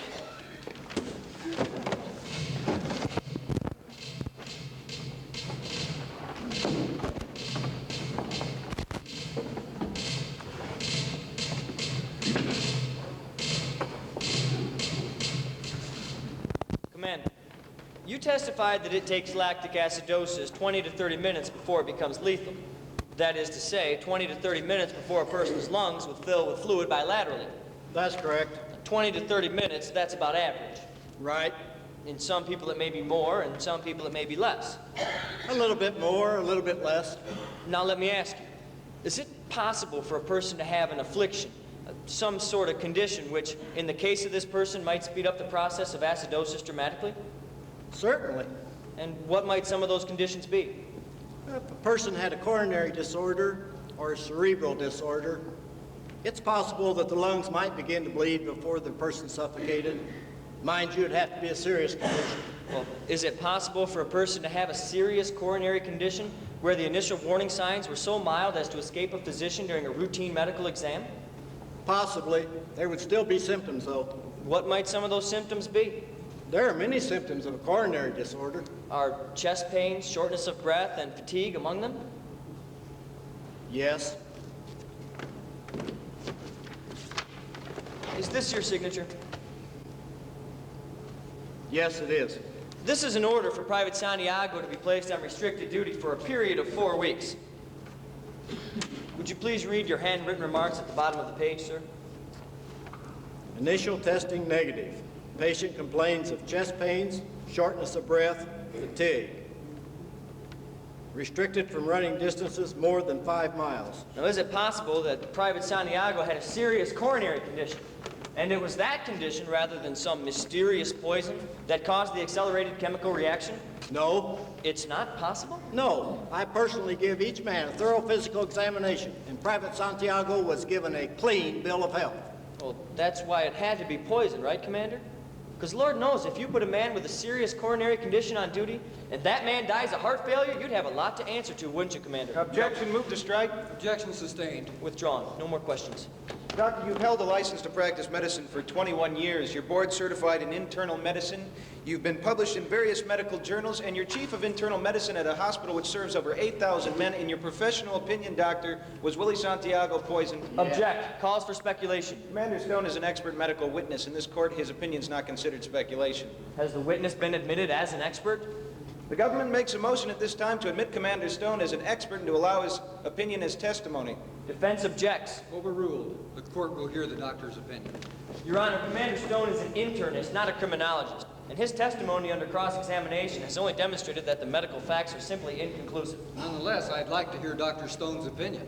Sir, the defense strenuously objects and requests a sidebar so that His Honor might have opportunity to hear discussion before ruling on the objection. The objection of the defense has been heard and overruled. Exception. Noted. Doctor, in your professional expert medical opinion, was Willie Santiago poisoned? Yes. Thank you, doctor. No further questions. Commander, you may step down. While the government reserves its right to call rebuttal witnesses should the need arise, we rest our case at this time. Is defense prepared to present their case? Yes, Your Honor. Very well. We'll recess until 1000 hours this Monday, August 19th. Dead hut!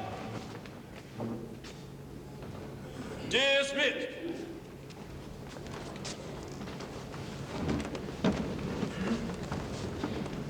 I strenuously object. Oh, is that how it's done? Objection overruled. No. I strenuously object.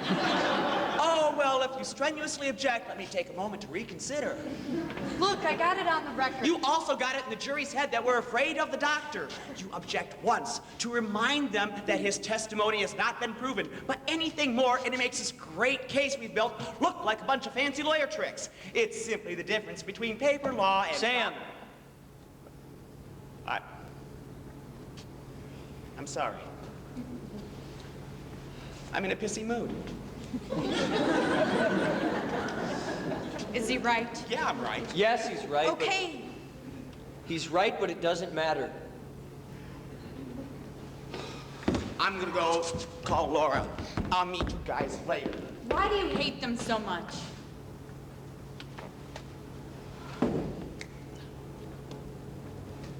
They beat up on a weakling, and that's all they did.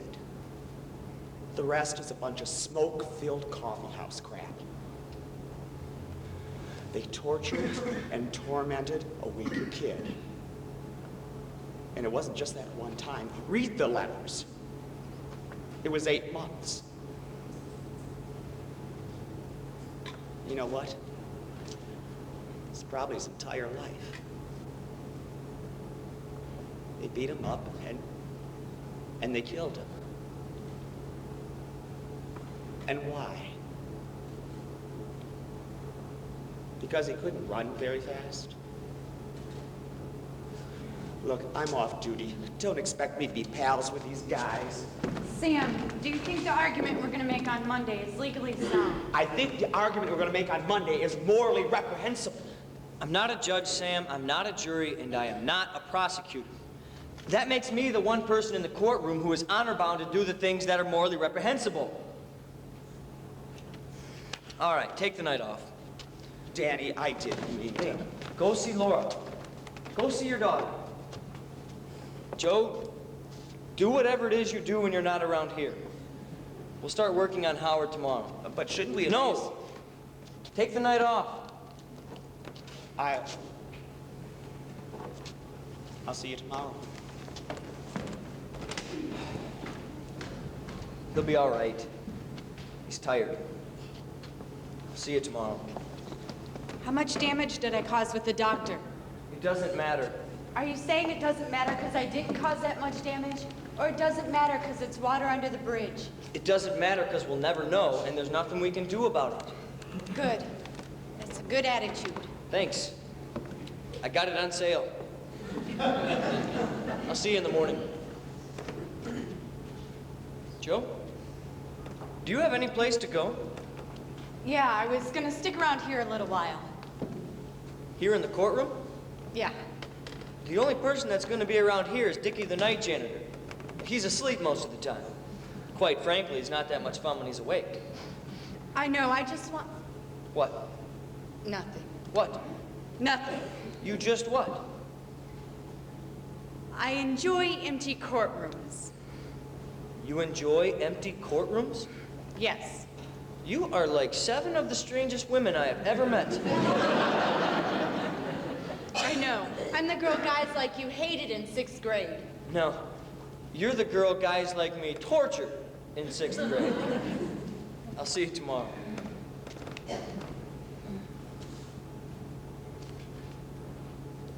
Why do you like them so much? Because they stand on a wall. And they say nothing's gonna hurt you tonight. Not on my watch. Isn't that amazing? Don't worry about the doctor. This trial starts Monday.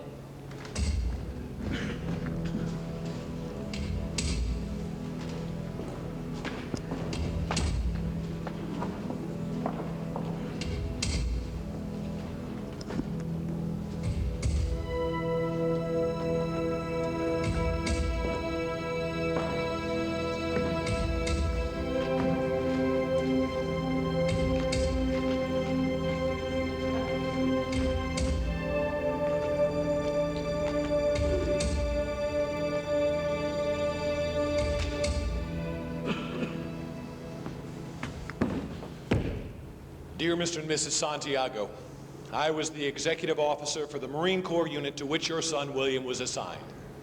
I knew him vaguely, which is to say I knew his name. In a matter of time, the trial of 2 men charged in your son's death will be concluded, and 7 men and 2 women who you've never heard of before will attempt to offer you an explanation as to why William is dead. Most likely, they will offer several explanations.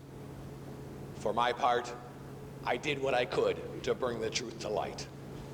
I did that not in the uniform in which I've served for 21 years, but in costumes and shadows. I was a defender. And at this moment, I am being pursued by the FBI, the CIA, the Naval Investigative Service, and the military police.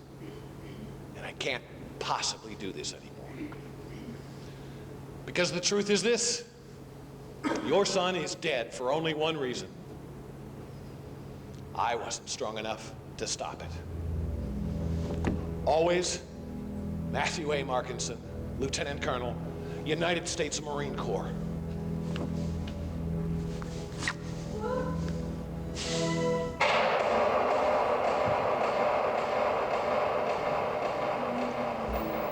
I want to be a recon ranger. I want to be a recon ranger. I want to live a life of danger. I want to live a life of danger. Stand tall.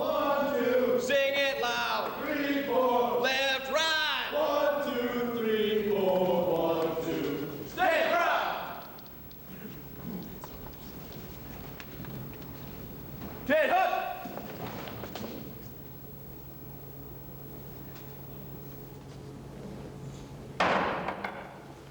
Today is Monday, 19 August, 86. Session is called to order at 10:02.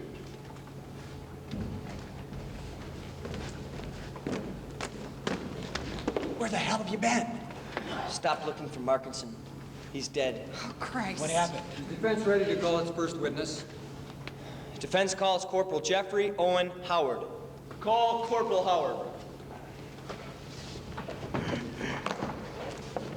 Corporal Howard, have you previously been sworn in? Yes, sir. Would you state your full name, rank, and current billet for the record, please? Corporal Jeffrey Owen Howard, Marine Barracks Windward, Guantanamo Bay, Cuba. Thank you, Corporal. You can have a seat. Corporal, are you a little nervous? Yes, sir. Would you like a glass of water? No, sir, I'm fine, thank you, sir. You sure? Yes, sir. Well, if you'd like a glass of water, or if you'd like to take a short break, you just let me know. Please, the court. The witness has twice said he doesn't want any water. Could we proceed with the examination? Defense counsel will question the witness. Corporal, you've been brought here as a witness in order to give the court some insight into the nature of the duty that the Marines and Rifle Security Company perform. Please feel free to use the map that's behind you. Well, it's very simple, really, sir. The base is divided into two halves. You're going to have to wait for me to ask a question. Yes, sir, I'm sorry, sir. Would you please describe the general layout of the base for us? Yes, sir. Well, it's very simple, really, sir. The base is divided into two halves, with the divider being Guantanamo Bay. Each side has its own rifle security company, with the left side being RSC Leeward and the right side being Windward. And what's the function of the Marines in RSC Windward? To provide ground support in the event of an enemy engagement and day-to-day security on the fence line. How much time do the Marines spend on watch?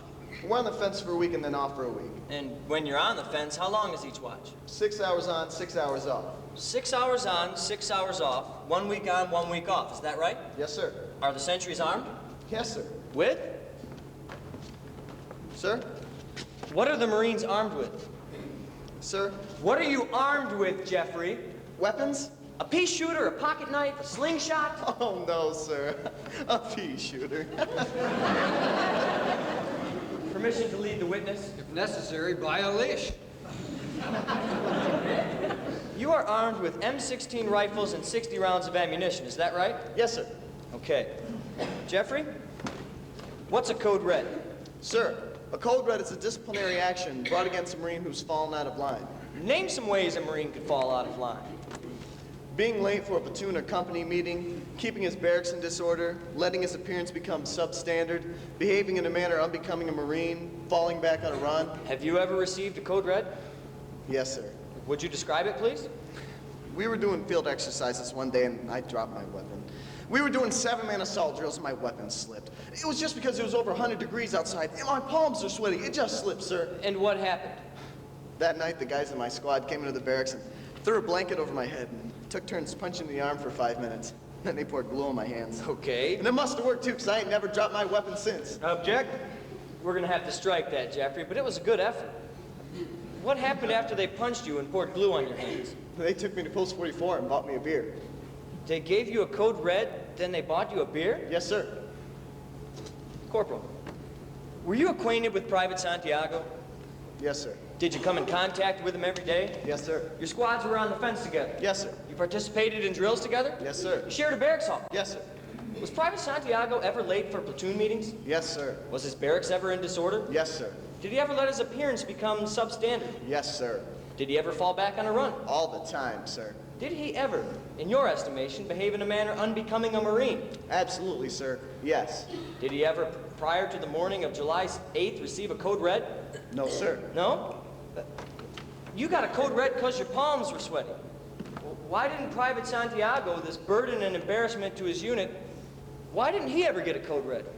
Corporal Dawson wouldn't allow it, sir. Corporal Dawson wouldn't allow it. Hal, Corporal Dawson was Private Santiago's squad leader. He wouldn't let anybody go near him. The guys talked tough about Santiago, but when it came down to it, they wouldn't touch him. They were too afraid of Corporal Dawson, sir. Objection. The witness is characterizing. Good point. I'll rephrase. Jeffrey, did you ever want to give Private Santiago a code red? Yes, sir. Why didn't you? Because Dawson had kicked my butt, sir. Good enough. Captain Ross is going to ask you some questions now. Corporal, I hold here the United States Marine Corps Guide and General Information Handbook for New Recruits. Are you familiar with this book? Yes, sir. Have you read it? Yes, sir. Good. Would you turn to the chapter on code reds then, please? Sir? Just turn to the page in the book that deals with code reds. Code reds aren't in this book, sir. I see. Let's then turn to the Marine Infantry Handbook. Would you find the section on code reds in this book and read it to us, please? Sir, you see, code red is a Marine term that, well, I think we only use down at Gitmo, sir. I'm not We're sure. in luck then. The Marine Corps Guide for Sentry Duty Nav Base, Guantanamo Bay, Cuba. I assume we'll find the term code red and its definition in this book, and then we can move on. Am I correct, Corporal? No, sir. No? Corporal, I'm a Marine. Is there no book, no manual, no pamphlet, no set of orders or regulations that let me know that one of my duties as a Marine is to perform code reds? No, sir. No book, sir. No further questions. Corporal, would you please turn to the page in this book that tells you where the enlisted men's mess hall is? Lieutenant Cappy, that's not in this book. No? You mean to tell the court that you've been stationed at Gitmo for 13 months? In this whole time, you've never had a meal? Oh, no, sir. 3 squares a day. I'm confused. How did you know where the mess hall was if it's not in this book?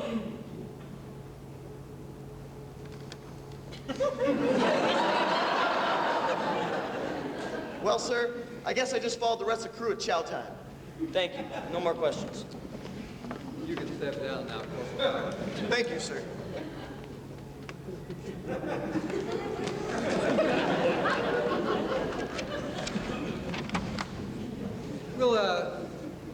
We'll take a 5-minute recess. Please don't anybody go too far. Ted Hut! As you were. Can I talk to you alone for a minute? Yeah. That was nice work, that redirect on Howard. Thanks. I want this to end now. I don't want Kendrick to have to take the stand. Yeah, he's a real day at the beach, isn't he? I was up half the night with him. He's bright, articulate, nothing in the closet, and you're going to make a meal out of him. What are you getting at, Jack? That's what I wanted to ask you. You're putting on an entertaining defense that's getting you nowhere. You had the doctor on the ropes. I'm done Now, talking. listen to me. You had the doctor on the ropes and you lost him. You know you did. Now, Howard was sweet as hell with his Dawson the Protector bit. Now you're going to trash Kendrick to make it look like you're doing your job when you and I both know, and don't try to deny it, that it doesn't get you one step closer to where you need to be. We've got 2 minutes to Reverend John. What can I do for you? Don't put Kendrick on the stand. I have to protect these guys. I can't allow them to look like clowns up there. Stop now. 3 years apiece. Are you joking? 4 weeks ago, we were talking about 6 months. 4 weeks ago, your clients pissed on 6 months. 4 weeks ago, your clients were in a daily feature in the Washington Post, and neither were you. Now, you've only got 2 witnesses, and they're both suspected of murder. Thanks, Jack. You got bullied into this room, Danny. By everyone. By her, by Dawson. Hell, I practically dared you. You got bullied into this room, even though not for a second have you believed you could win. You got bullied into this room by the memory of a lawyer who might have stood a chance. You're a lousy softball player, Jack. Your boys are going down, and I can't stop it anymore.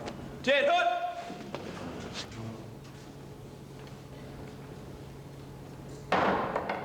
Defense calls Lieutenant Jonathan James Kendrick. Call Lieutenant Kendrick.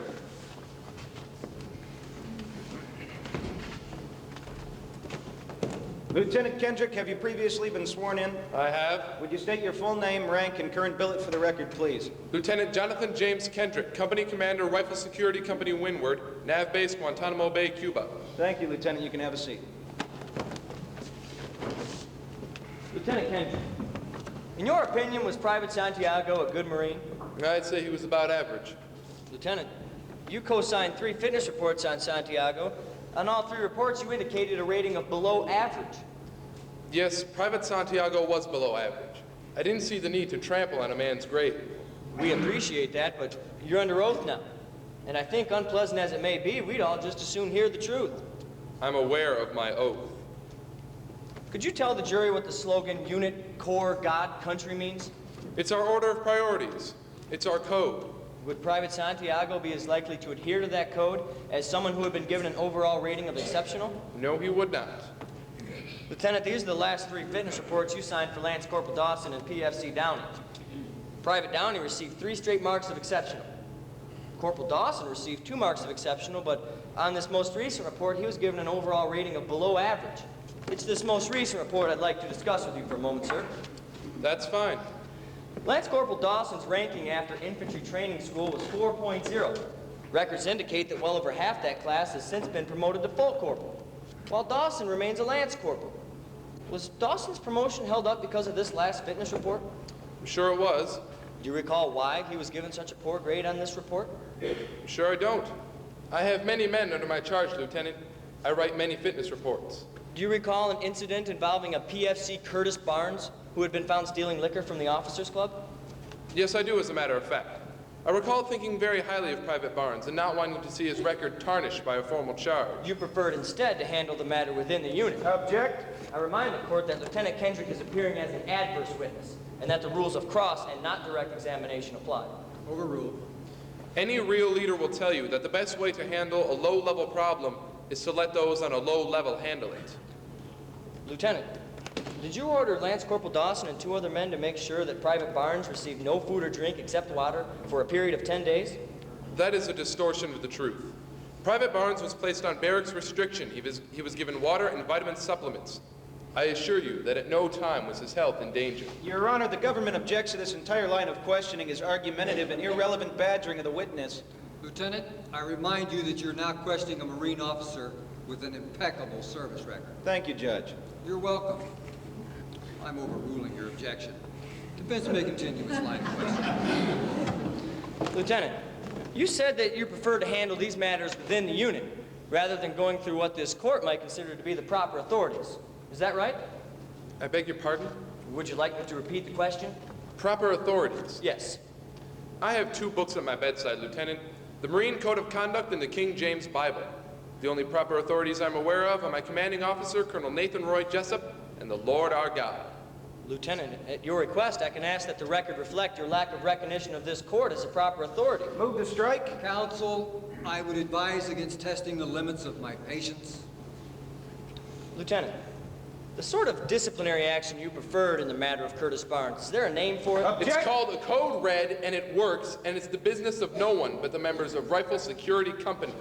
Well, we've got that straightened out anyway. I would certainly hope so. Would a Marine with an overall rating of exceptional know what a Code Red is? Yes, he sure would. Now let me ask you this. Was Lance Corporal Dawson given a rating of below average because you'd been found he had been sneaking food to Private Barnes? Lance Corporal Dawson was found to be below average because he committed a crime. What crime did he commit? He Lieutenant Kendrick, what crime did Dawson commit? He disobeyed an order. He disobeyed an order that you gave for Private Barnes to receive a Code Red. Yes. And because he did, because he exercised his conscience, because he made a decision, he was punished. Is that right? Lieutenant? No, because he disobeyed an order. Yeah, but it wasn't a real order, was it? After all, it's peacetime. He wasn't being asked to secure a hill or radio for battalion aid or advance on a beachhead.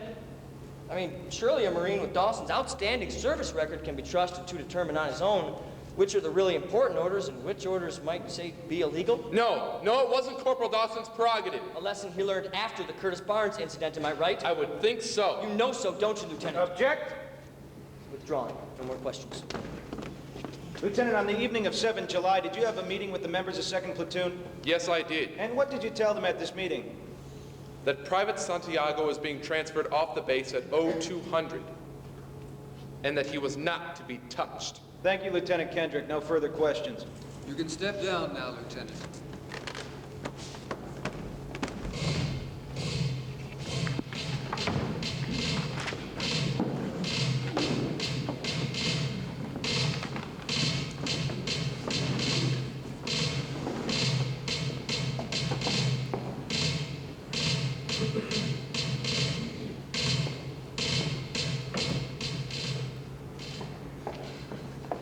We got the tower chief's log from Guantanamo. And? Nothing.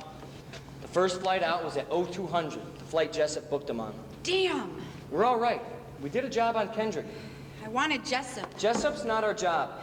The order came from Kendrick. The cover-up's not our job. Somebody else is going to go after Jessup. Nobody's gonna go after Jessup. Dawson and Downey, Joe. We work for Dawson and Downey. Right. All right. Okay. Do you remember the order of the questions? Yes. Are you sure? Yes. You use small words. Yes. He gets rattled when he doesn't understand something. We're all set, all right? When he doesn't understand something, he thinks he's in trouble. Joanne. I'm just saying, go slow. I'm gonna go slow. Okay. All right. Get him off as fast as you can. Joe. All right. Okay. I think we might win. If Downey comes through and then Dawson, I think we might win. We are. We're gonna win. Be sure and make a lot of eye contact so Hey, that... anybody want some coffee? Right. Yes, please. She can't have any, though. Hey, I'm just psyched. You're wired. Well, as for me, I'm gonna have myself a yoo-hoo. You're gonna have a yoo-hoo? Yeah. Okay. I'm gonna have a yoo-hoo. Is that all right? He asked for a yoo-hoo, and it's like he's asking for the correct time. I ask for a yoo-hoo, and the whole world stops. I'm gonna have myself a yoo-hoo. Can we just drop it? I want a yoo-hoo. Damn. I'm fine. I think we're gonna win.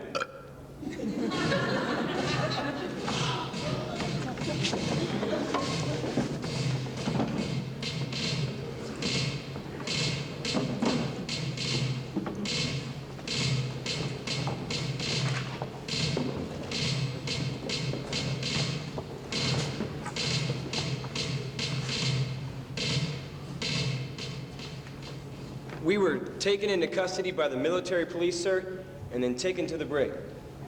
Private Downey, this is my last question for you. Why did you give PFC Santiago a code red on the evening of July 7th? The code red was ordered by the company commander, sir, Lieutenant Kendrick.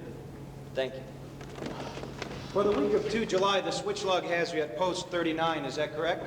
I'm sure it is, sir. They keep that log really good. And how far is it from post 39 to Windward Barracks? It's a ways, sir. It's a hike. How far would you say by Jeep? How many minutes? About 15, 20 minutes by Jeep, sir. Have you ever had to walk it? Yes, sir. That week, sir. Friday. I was the DDL. The pickup private... Sir, I'm sorry. That's what we call a fellow who drops us off at our post and then picks us up. And also because he can get girls in New York City. Well, the pickup private got a flat right at 39. He pulled up and blam, a blowout with no spares, sir. The two of us had to double time it back to the barracks. And if it's 15, 20 minutes by Jeep, I'm guessing it must be a good hour by foot. Am I close? Well, me and Pickup did in 45 flats, sir. Not bad. And you say that your attack on Willie Santiago was a result of an order given by Lieutenant Kendrick at a company meeting at 16:20 hours? Sir? You testified that this meeting where Lieutenant Kendrick ordered you to give Private Santiago a code red took place at 16:20 hours. 20 minutes after your squad was relieved from the fence, but you just told us you didn't make it back to Windward Barracks until 16:45. No, sir, you see, there was a Private, were you at that meeting? Sir? Were you at the meeting that Lieutenant Kendrick held with 2nd Platoon? No, sir, you see, there was a flat tire. You never heard Lieutenant Kendrick say, give Willie Santiago a code red. Did Corporal Dawson order you to give Willie Santiago a code red? Objection! Please, the court, I'd like to request a recess to confer with my client. I'd like an answer to my question. The witness has rights. The witness has been read his rights, Commander. Ma'am? Overruled. The question will be repeated. Ma'am? Did Corporal Dawson order you to give Willie Santiago a code red? We had... I couldn't... Direct your client to answer the question. We did in 45 flat, sir. That's all. You must grant the defense a recess. Lieutenant Caffey, please direct your client to answer the question. Private Downey is my client, and I'm addressing the It court. was a code red, sir. That's all I... Lieutenant, please handle your client. Private, answer the captain's question. Yes, Captain. I was given an order by my squad leader, Lance Corporal Harold W. Dawson of the United States Marine Corps, and I followed it. What you gonna do when you get back? What you gonna do when you get back? Take a shower and hit the rack. Take a shower and hit the rack. Oh no, not me. Oh no, not us. What you gonna do when you get back? I'll show for a sneak attack. What'd he say? He'll give Downey involuntary. 7 years. Dawson will have to plead guilty to the higher court. 12 to 15. He wants an answer tonight. What do you want me to say? That no other lawyer in the world would have thought to check out something like that? I would have. He would have. Then why didn't you? Because I trusted you. 2 guys who were going to do 6 months are now going away for 2 decades between them because I trusted you. But that was today. That was before I talked to Ross. Did you tell Aunt Ginny about your track record? Did you tell her that you've gone into court 6 times in your life and you've lost each time? Oh, your passion is compelling, Joe. It's also useless because Loudon Downey needed a trial lawyer today. Anyway, that's that. I still think we can win. I think you're using what happened today as an excuse to give up. I think you're afraid of Jessup, Danny. And I think you're just destined to be a victim of your own fear. But what the hell? You still get the steak knife. Get the hell out!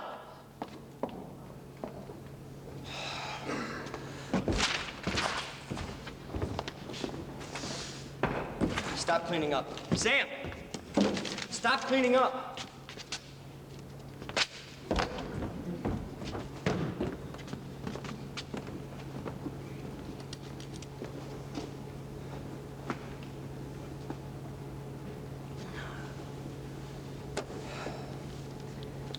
Do you think if we'd have been able to find Markinson, it would have made a difference? No. I don't know. Who knows what Markinson knew? Maybe he was just a coward with a conscience. You want a drink? Yeah.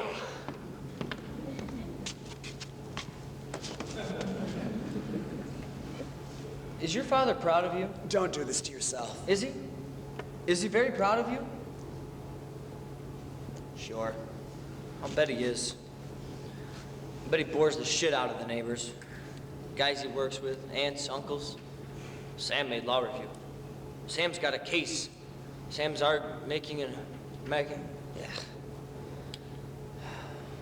I bet my father would have enjoyed seeing me graduate from law school. He would have enjoyed that a lot. Very angry about that, Sam. I know you are.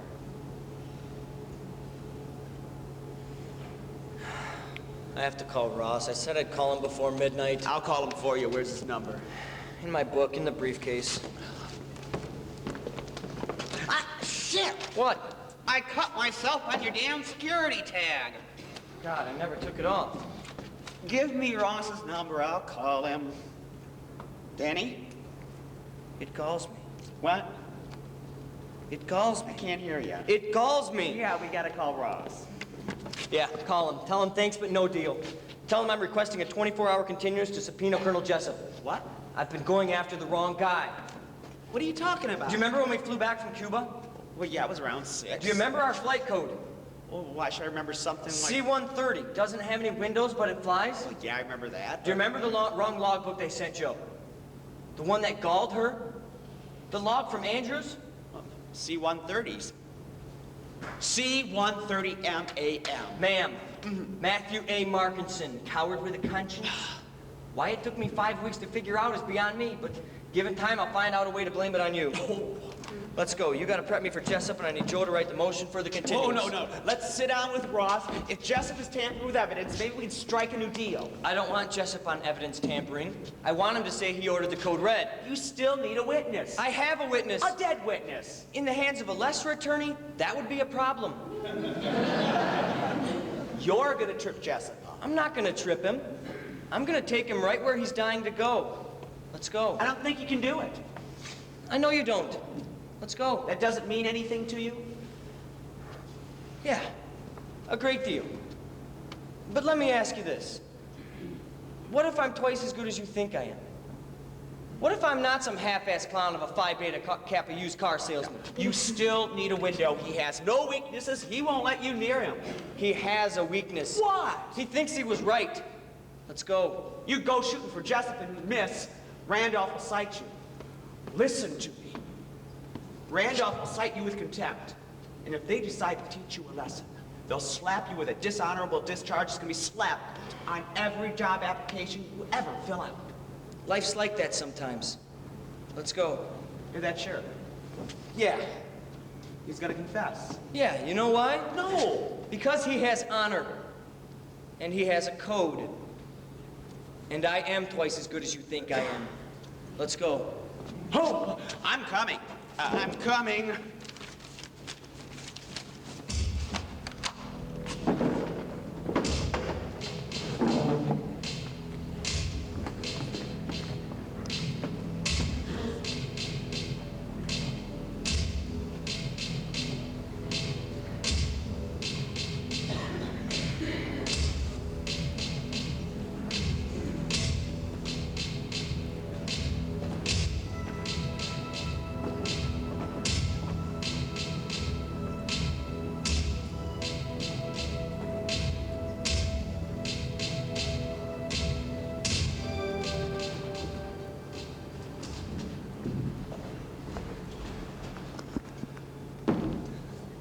Say, Samuel, you ever hear the story of the lieutenant commander and the colonel? Oh, yes, Daddy, I believe I did. It's a story of courage and conviction, I do believe. Oh, right you are, Sam. You see, the commander was investigating a crime, and she had a question she wanted the colonel to answer. Oh, this colonel was a very intimidating character, I hear. Oh, yeah, sure, to some people. Sure. To some people, he's the stuff of which nightmares are made. But not to Commander Galloway. No. She ain't scared of nothing. You see, she had a question, and she was gonna get an answer. And she was confident, and she was relentless, and she did her job. What do you want? I want to talk to you about Lance Corporal Dawson and PFC Donnelly. Downey. I don't want to talk to you anymore. That's not good enough. See, Sam and I braved extraordinary elements to get over here. My car ran out of gas halfway up A Street, and Sam had to walk a quarter of a mile to get help. Well, anyway, your wife and I were thinking about maybe going into court tomorrow and saving our clients' lives. We thought you might want to come along. We thought maybe we'd stick some homicidal maniacs behind bars to boot. What do you say? You can't seem to defend people. I can't accept that. You see, Joanne, you're my hero. From the very first day, you were a lawyer. Live with that.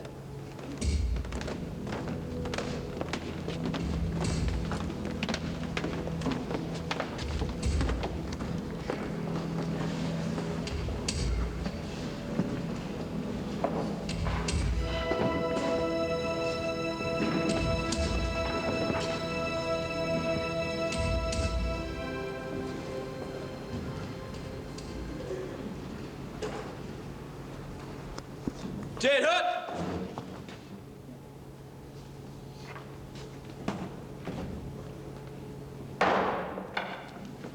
Defense ready.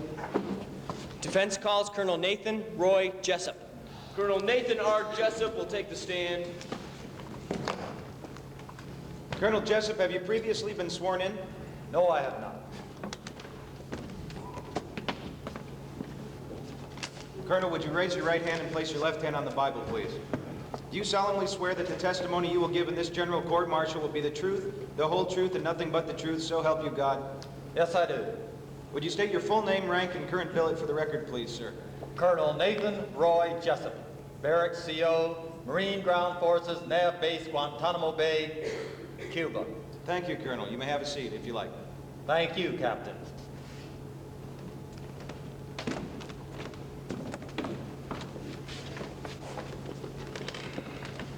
The defense failed to get a deposition from you, Colonel, so I'm going to break the cardinal rule and ask you questions without knowing the answers.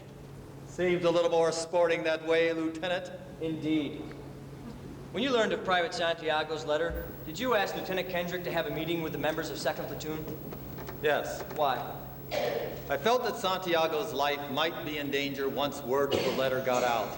I had Kendrick to tell his men they were not to take matters into their own hands. And at the time of this meeting, who was your second in command? Executive Officer Lieutenant Colonel Matthew Markinson. And at present, Colonel Markinson is dead, is that right? Objection. I'd like to know what defense counsel's implying. I'm implying simply that at present, Colonel Markinson is not alive. Surely Lieutenant Caffey doesn't need the colonel to appear in this court to confirm that information? I just wasn't sure if the colonel was aware that last week Colonel Markinson took his own life with a .45 caliber pistol. I'm aware. The witness is aware. The members are aware. Thank you for bringing this to our attention. Lieutenant, please move on. Colonel, when you told Lieutenant Kendrick to tell the members of 2nd Platoon that they were not to take matters into their own hands, you gave an order to Colonel Markinson as well, is that right? Indeed, I told Colonel Markinson that I wanted the boy transferred off the base immediately. You believe that Santiago's life was in danger? Yes. Grave danger? Is there any other kind? When did you learn of Santiago's letter? Thursday, 7 July. What time of day? In the area of 1000. 7 July, 1000. That's when you told Lieutenant Kendrick and Colonel Markinson that Santiago's life was in grave danger, and that the colonel was to transfer him off the base immediately. Son, is it me, or are we going around in a circle here? I have a copy of that transfer order. It says that Santiago was scheduled to be moved out at 0200 the next day. 16 hours later. Why did Colonel Markinson wait 16 hours? Why would Colonel Markinson keep a man's life in danger for 16 hours? There was no flight off the base until 0200. The 0200 was the first flight off. Are these really the questions I've been called here to answer? I'm just trying to determine if it's possible that your orders to your officers were not carried out. Son, have you ever served in an infantry unit? No, sir. Have you ever served in a forward area? No, sir. Have you ever put your life in another man's hands? Ask him to put his life in your hands. No, sir. We follow orders, son. We follow orders or people die. It's that simple. Even if that order is illegal? Object. Sustained. Withdrawn. Boy, I'd love to know what in the world qualifies you to pass judgment on us. Please, sir, I'm not here to pass judgment on you. The members of the jury are, and they are entitled to the truth. Is that right? Do you disagree? Certainly not in principle. I disagree only in as much as I disagree that a paraplegic is entitled to foxtrot. It'd be nice. It just isn't possible. Are you saying it's not impossible? Are you saying it's not possible for this court to hear the truth? I don't know what that means. I'm saying it's not possible for you to hear the truth. Why not, sir? Your Honor, is this dialogue relevant to anything in particular? The defendant's commanding officer has just testified that the truth is an unattainable goal. I'd like to know why. Colonel, you're under no obligation to address this question. Captain, for the past month, this man has attempted to put the Marine Corps on trial. I think somebody sure as hell better address this question, or people are liable to start listening to him. Why is it impossible, sir? Because you can't handle it, son. You can't handle the truth. You can't handle the sad but historic reality. What reality are you referring to, Colonel? We live in a world that has walls, and those walls have to be guarded by men with guns. Who's going to do it? You? You, Lieutenant Weinberg? I have a greater responsibility than you can possibly fathom. You weep for Santiago, and you curse the Marines. You have that luxury, the luxury of the blind, the luxury of not knowing what I know. That Santiago's death, while tragic, probably saved lives. And my existence, while grotesque and incomprehensible to you, saves lives. You can't handle it, because deep down in places you don't talk about, you want me on that wall. You need me there. We use words like honor, code, loyalty. We use these words as a backbone to a life spent defending something. You use them as a punchline. I have neither the time nor the inclination to explain myself to a man who rises and sleeps under the blanket of the very freedom I provide and questions the manner in which I provide it. I'd prefer you just said thank you and went on your way. Otherwise, I suggest you pick up a weapon and stand a post. Either way, I don't give a damn what you think you're entitled to. Well, that's what I get for asking questions without knowing the answers. Colonel Jessup, the court appreciates your time. No trouble, Captain. I love Washington. Danny, don't look so glum. What is it you people say? Live to fight another time? Excuse me. I didn't ask you to step down. I beg your pardon? I'm not through with my examination. I didn't dismiss you. Sit down. Lieutenant. Colonel. I'd like the record to reflect that the colonel got up, the witness got up, and walked to the door without being asked to be dismissed. Colonel. I beg your pardon? I'd prefer it if he addressed me as Colonel or Sir. I believe I've earned it. Defense counsel will address the witness as Colonel or Sir. What the hell kind of outfit are you running here? And the witness will address this court as Judge or Your Honor. I'm certain I've earned it. Take your seat, Colonel.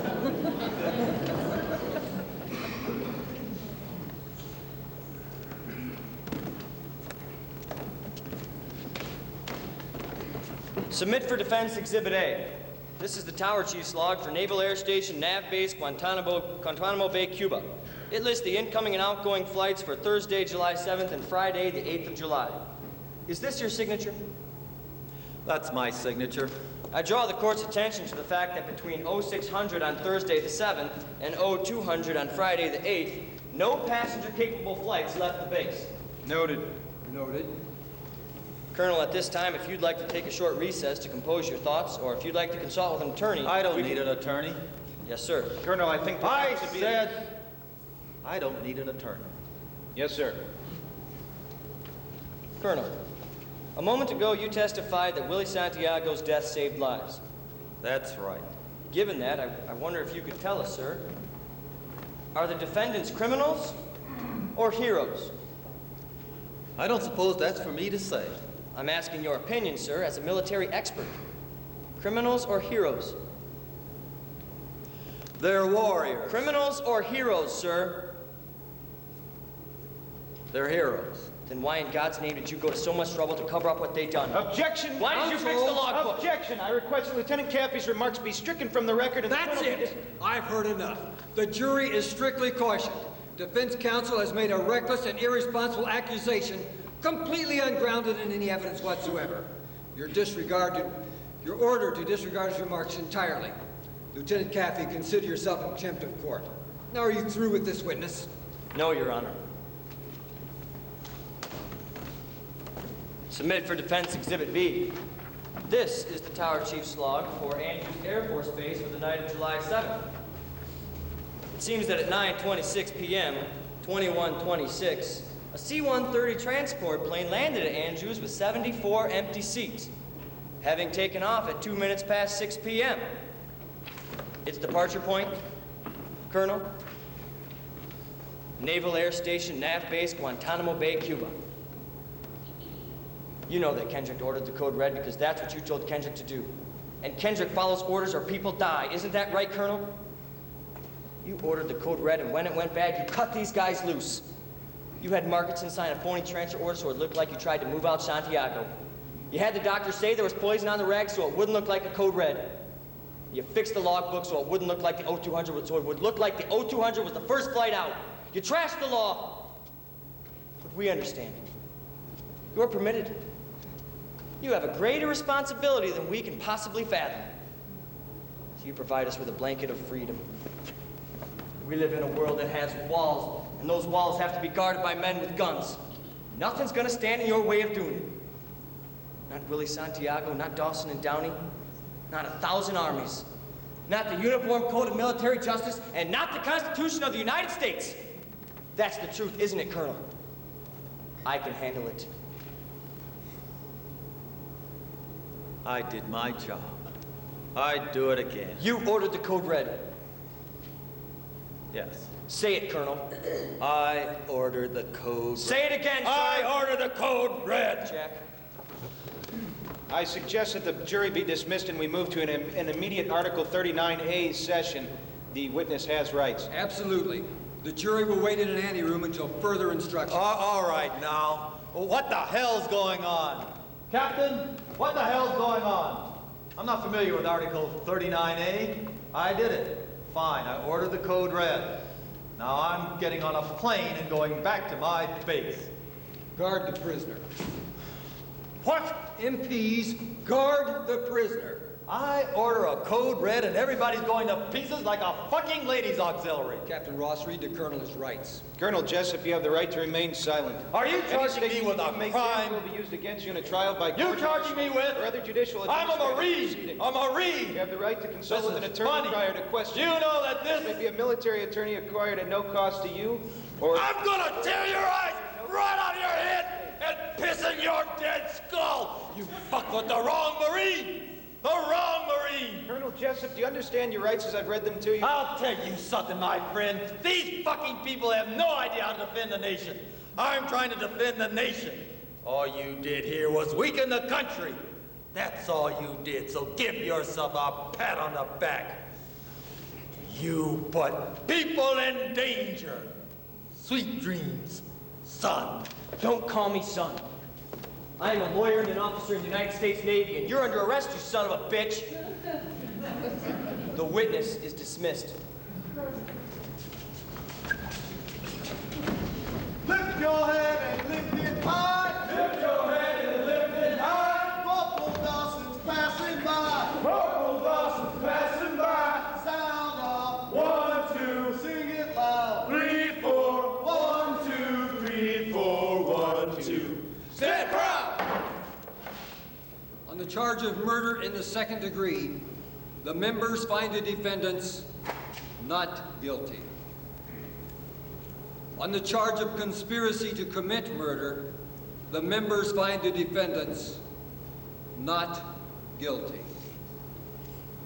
On the charge of conduct unbecoming a United States Marine, the members find the defendants guilty as charged. The defendants are hereby sentenced by this court to time served in the brig to this point and are ordered to be dishonorably discharged from the Marine Corps. This court-martial is adjourned. Stand up. Dismissed.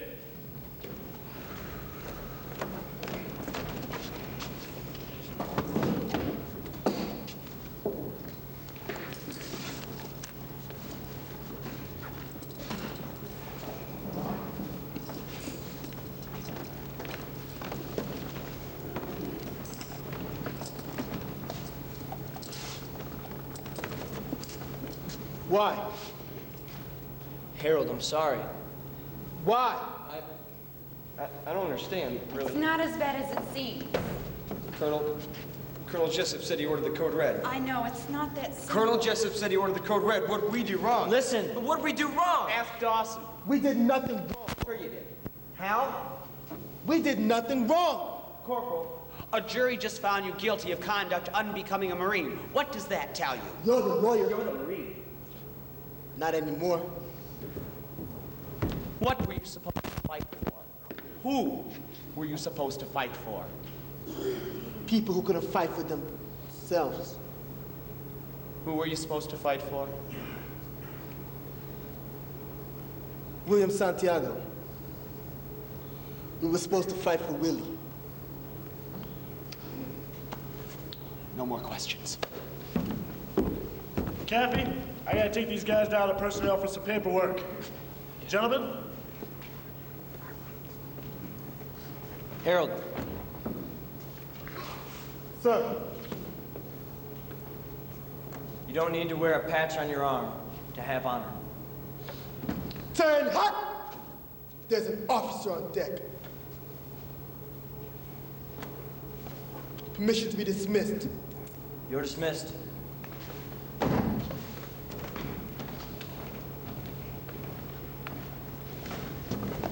Didn't know about those tower chief logs. People had a case, Jack. You know, you two really ought to learn how to relax a little. How's about a celebration? I'm buying. Sam, champagne? Yoo-hoo? Oh, maybe later. I'm gonna go and talk with my daughter. Hey, I figure she's gotta be bilingual by now. So what's next for you? Staff Sergeant Hector Baines. Went to movies on company time. How about you? Me? Oh, you know, the usual. Just pretty much generally annoying people? Yeah. Listen, are you happy right now? Because you have every reason to be happy right now. Yes. Yes, I am happy. Thanks for asking. So how about it? You want to have a drink? I'll hook up with you later. I'm gonna go get started on Sergeant Baines. Stand my post, will you? You are like 7 of the strangest men I've ever met.